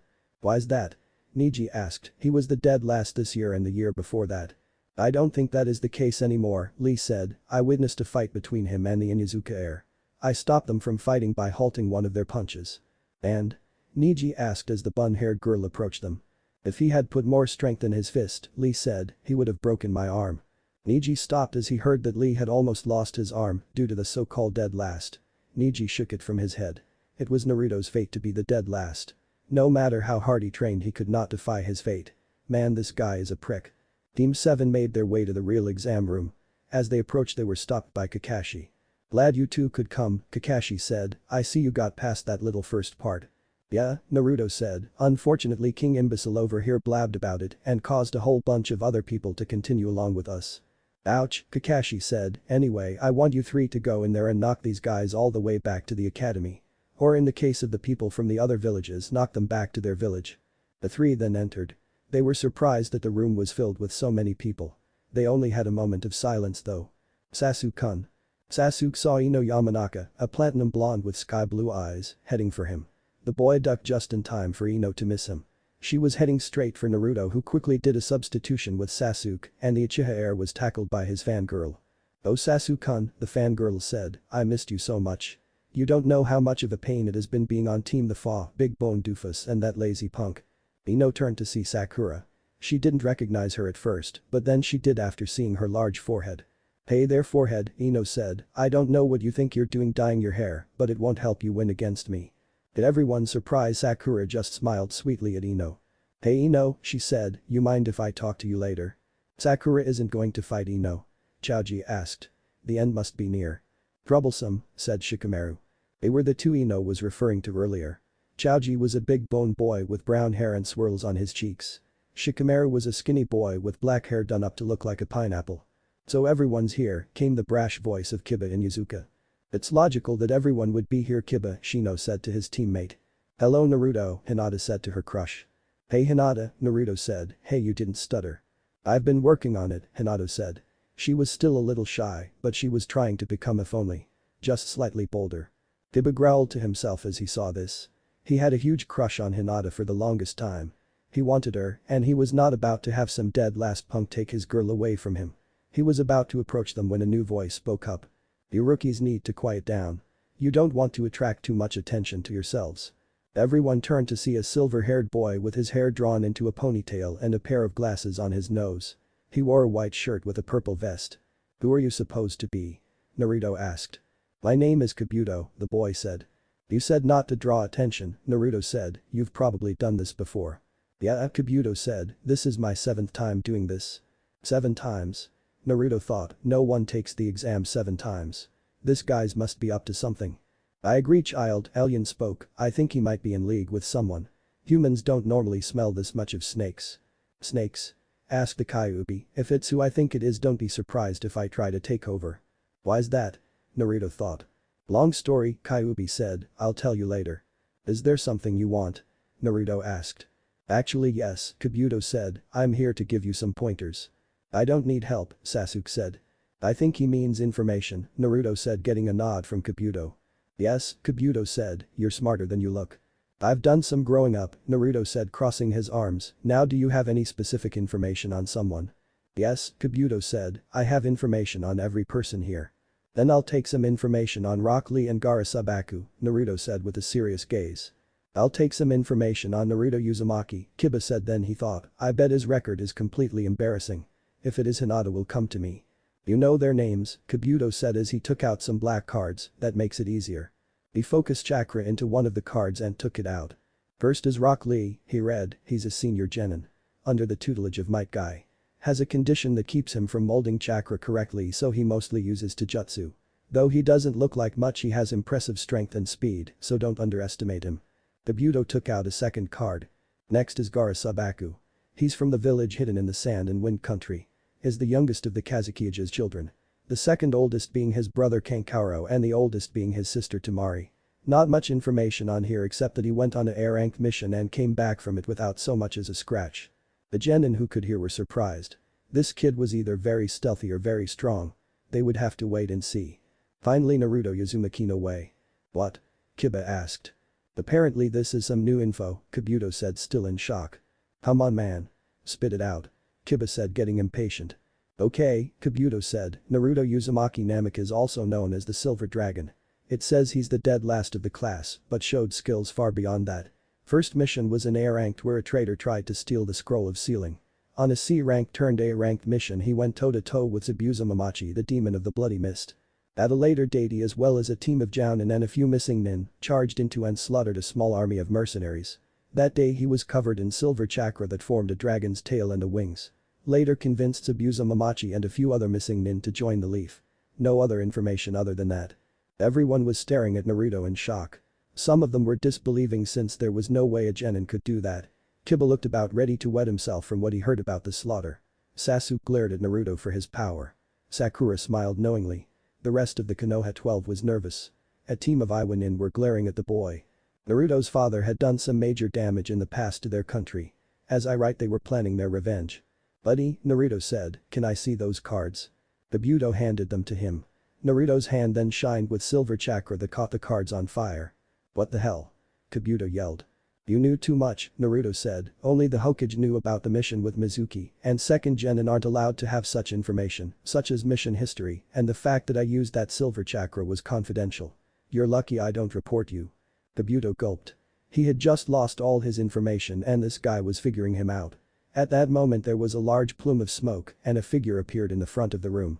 He was tall, muscular and had a bandana over his head. "Alright you maggots." The man yelled, "My name is Ibiki and I'm the proctor for this exam." Cut. The first exam has begun and things are underway. Now let's get on with this so you people can read some other story. See you guys later.